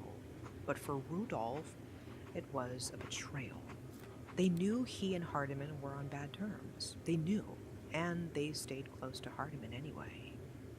That's when revenge stopped being a mere fantasy and started becoming a plan. Hardiman was the main target, the one Rudolf had been thinking about for years, but he wanted Shinta dead too. As far as he was concerned, she'd picked Hardiman's side, and that put her on the list. The plan was to get to all three of them eventually, Hardiman, Shinta, and Icha. Okay, so I don't see the chat here. A lot of people are like, in the beginning, like, oh, he had a booked up childhood, like the lady in the former video. But as soon as she said that, the only difference from the lady in the former video is that she didn't plan to murder that creep. This one, this motherfucker, is planning this. Remember what she just said before I posted? He planned to take Hardiman out and Icha, or Shinta and Icha, to hurt Hardiman. So this was more premeditated than Chun. in the last video. So I totally want to make that out here. The Clippers, yeah, they both had fucked up childhoods. But the lady Chu and the former, not Chu, but Yik, the lady Yik in the former video had it much worse. She had no one there. This guy has a whole community with respect there. And this is more premeditated. Yik wasn't premeditated. She got tired of the abuse and fought back, not wanting to kill him. This guy is now set on killing these people. So I totally want to make that that understanding here.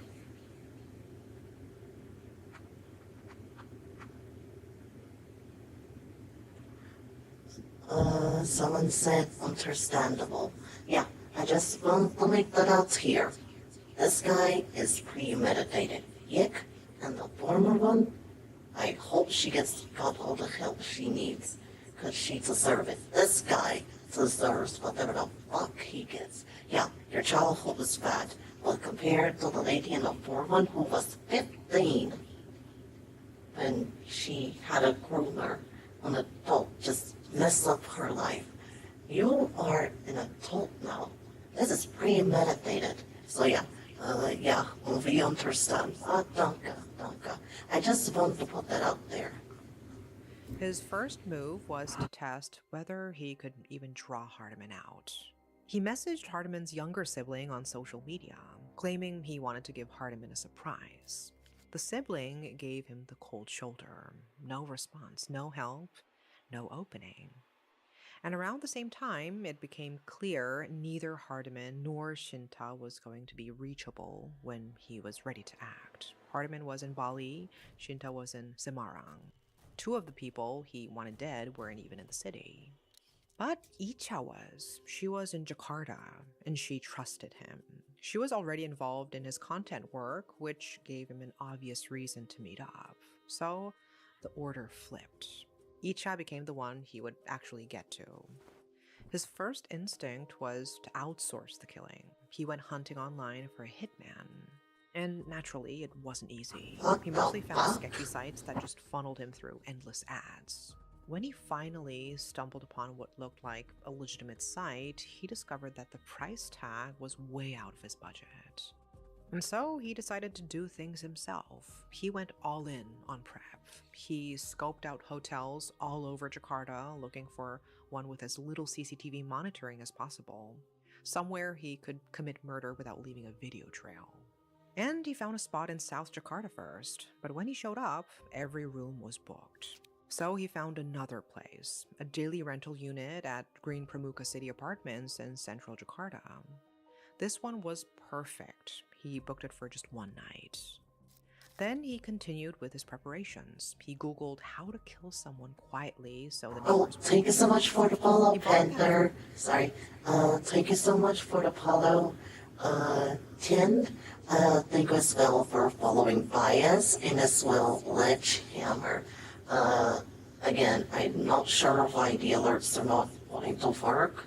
Again, people have reported that Twitch alerts are not working, but at least OBS is telling me to the far right on the activity feed who is just followed. So thank you more people for following. Welcome no cybers. Cable ties to restrain Icha. He worked out a scenario that he would let her to tie herself up willingly. No struggle, no noise. And that whole time, he was still a pastor, still teaching vulnerable children and still smiling at everyone who had no idea what lay behind that smile. On October 17th, 2022, he reached out to Icha and asked if she'd help him film a promotional video for a podcast sponsor. Since she was already involved in his content work, she said yes, no questions asked. They arranged to record that same day. He walked her through the promo bit that was supposedly for a health necklace. The concept was simple. Icha would play a kidnapping victim with her hands and feet bound with cable ties, while Rudolph would play the kidnapper with a toy gun. The twist was that her health necklace would magically give her the strength to break free of the ties. A little corny, sure, but not something that would set off alarm bells if your friend proposed it to you. Once they got inside the room early that afternoon, he got right into preparing the scene. He fiddled with a camera, pretending to find the right angle, and then he tied her hands and feet. And they did a practice run. Then he tied her up again and revealed the truth. The entire promotional video was a lie. Icha was confused and scared. She struggled to get herself free, but this just angered Rudolph. He slapped her across the face, hard, and told her to be quiet. Icha went silent, and then everything Rudolph had been holding back for several years came pouring out. About Hardiman, about Shinta, about how betrayed he felt by all of them. While she was still tied up, he picked up her phone. He pulled up her mobile banking and made her give him the PIN, then transferred 19.5 million rupiah out of her account, roughly 1,200 US dollars. The money didn't go to Rudolph directly. It went to an account belonging to his wife, Christina Martha. Then he made Icha call her family. He had her ask them to send another 10 million rupiah to her own account, which they did with no idea what was actually happening on the other end of that call. Their daughter was tied up in an apartment with a man who'd kill her in the next few minutes, and they were sending him money. Then he gagged her with cloth and sealed her mouth with black duct tape, and then he walked out of the bedroom. He sat down in the apartment's living room in front of the TV, and he just thought. Police later said he took this time to consider whether she actually had to die. He went back in, he asked her if he let her go, would she scream when they got to the car. Icha shook her head, but Rudolph didn't believe her. He told her she was lying, that she'd already agreed to forgive him once and was still planning to go to the police, that the moment she got a chance, she'd turn him in. After my wife and kids, he said, you guys are all I have, but you don't see me that way. He threw her down onto the bed and then he strangled her until she stopped breathing. He checked, pressing a finger under her nose to make sure she was actually gone. Then reality kicked back in. He had to do something with the body. He'd brought a big plastic bag with him to the apartment. Nobody's ever confirmed whether he'd pack it specifically for this or for some other reason. But at that moment, it had a clear purpose. He stuffed her body in the bag, sealed it with black duct tape, hauled it into a shopping cart, and covered it with pillows. He also went through her things and grabbed everything that was worth taking.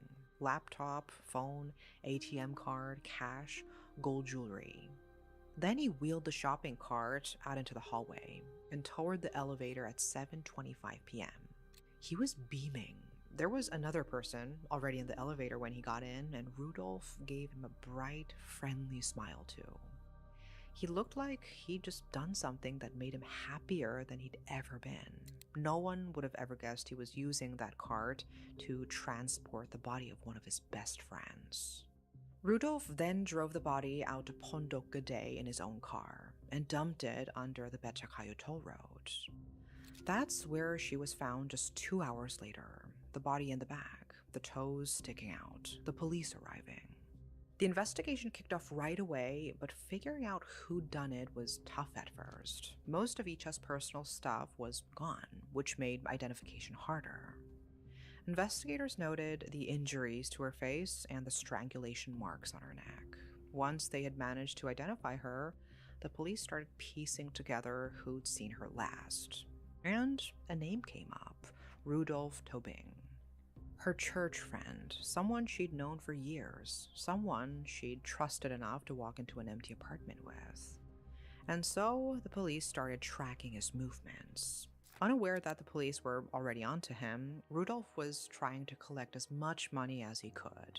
At around 6 a.m., he went to a Bank Mandiri ATM on Jalan Jatimakmur and transferred another 11.2 million rupiah from Icha's account to his own.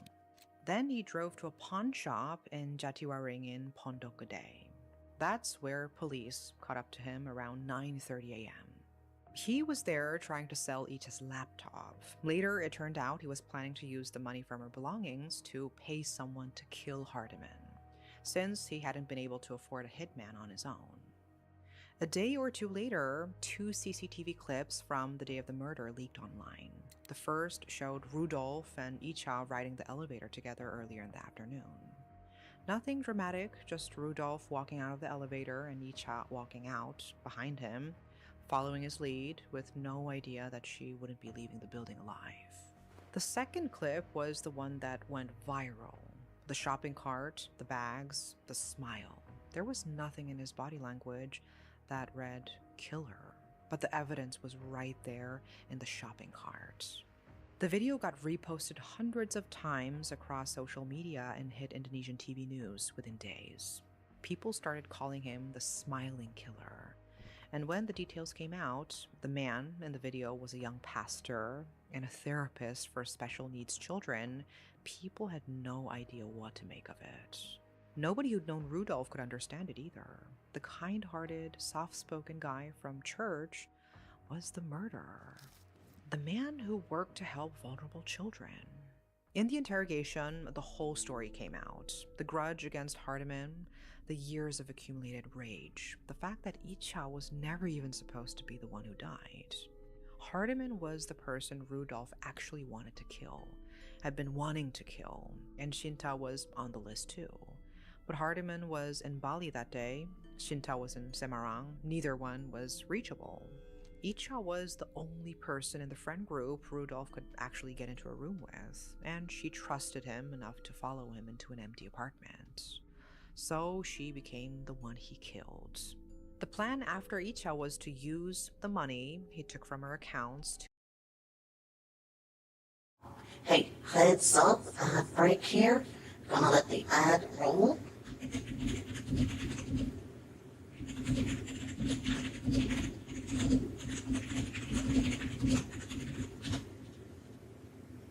So, kind of that.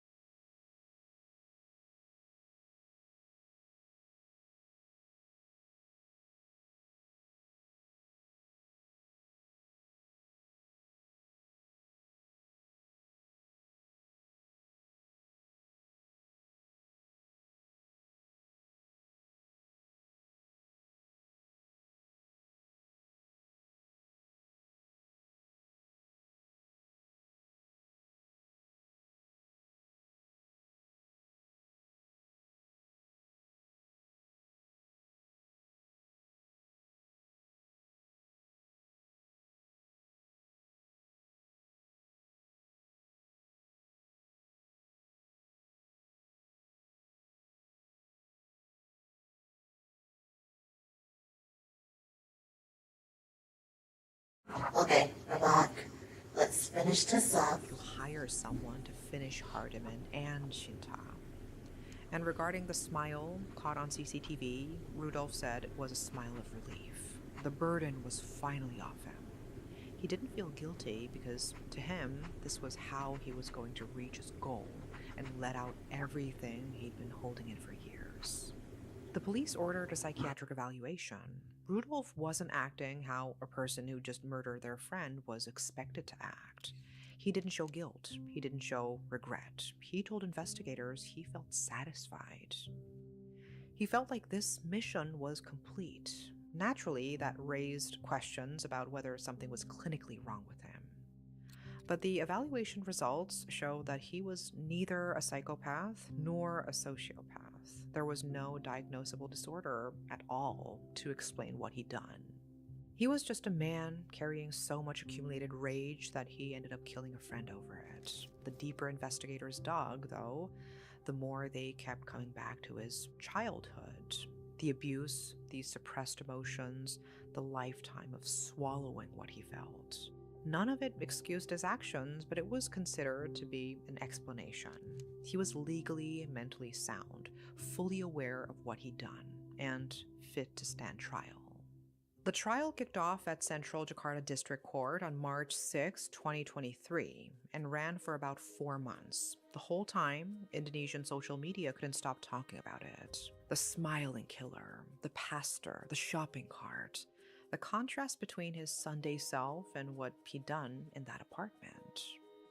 On July 13, 2023, Chief Judge Adeng Abdul Kohar handed down the verdict: 20 years in prison for premeditated murder, exactly what the prosecutors had requested. It's the maximum fixed-term sentence available in Indonesia. The only stronger sentences are life imprisonment and the death penalty. The aggravating factors the judges named were that he'd killed a friend he'd known for years. The act was premeditated, and it had unsettled the public.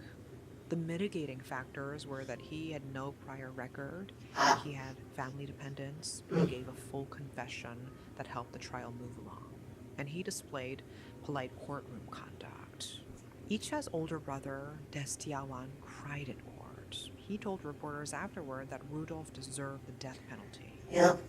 He should get the same thing my sister got, he said, even though that doesn't actually pay it back. He added that even though he was disappointed, he'd respect the ruling. And Rudolf, when the judge read out 20 years, he smiled. Rudolf is still in prison. There's no public record of whether he ever filed an appeal. Life moved on the way it does.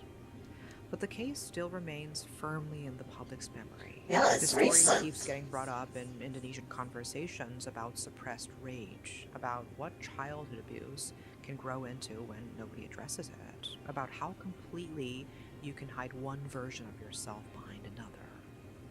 Here was a man everyone thought was kind and devout, a man whose congregation trusted him, whose students adored him, whose friend group treated him like family. And underneath all of that was someone capable of several years of quiet, focused hatred, culminating in the murder of a completely innocent woman.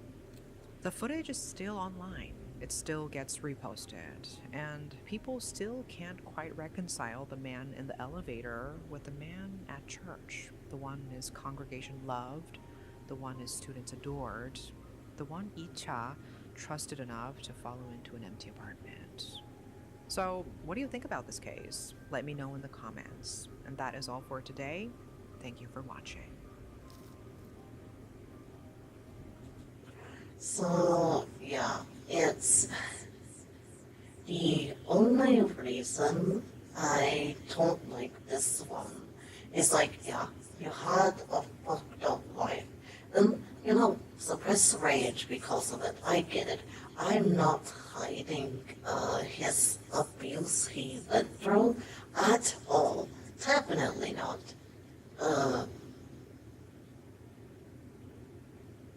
But it's like, it's still premeditated. Because these people did nothing to you. Like, if this was a case where there was childhood abuse, and you had people that were abusive to you in your childhood as well, and you wanted to kill them, I can understand. Especially if it's a case where, like, you had childhood abuse, you got older, you suppressed it, then you're getting abused by your friends are bullying you, You try to get help for it. Nobody wants to help. When you try to get help, you're getting more scrutiny than help. It keeps getting worse and worse and worse until you snap. If it was something like that, I could see some way, but it wasn't. So, yeah, because of that, I can't be on his side. I can be on his side to say he didn't deserve the abuse, that he did deserve some help with that, but not for the premeditated, because they did nothing to him. If they happened to have done something to him, I understand, but they didn't. They were just friends. So, let me get some creative music in here.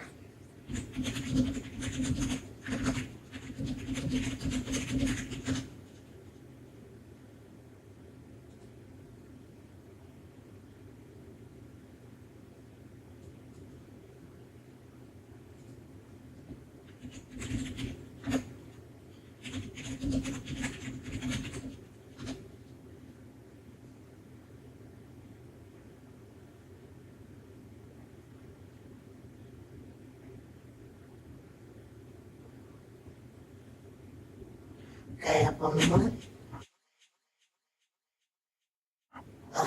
Fine. Let me get us into dimension here. Okay, let me get some rave music.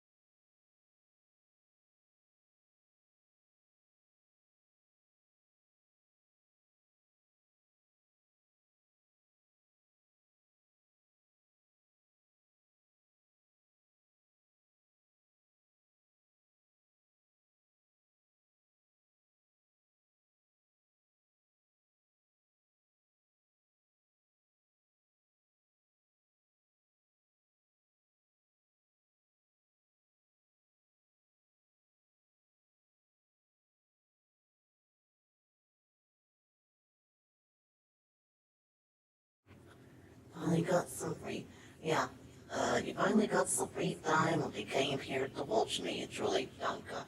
Also, thank you to the new 13 followers we had. Really appreciate you. Let's get some red music. This is by Telepath.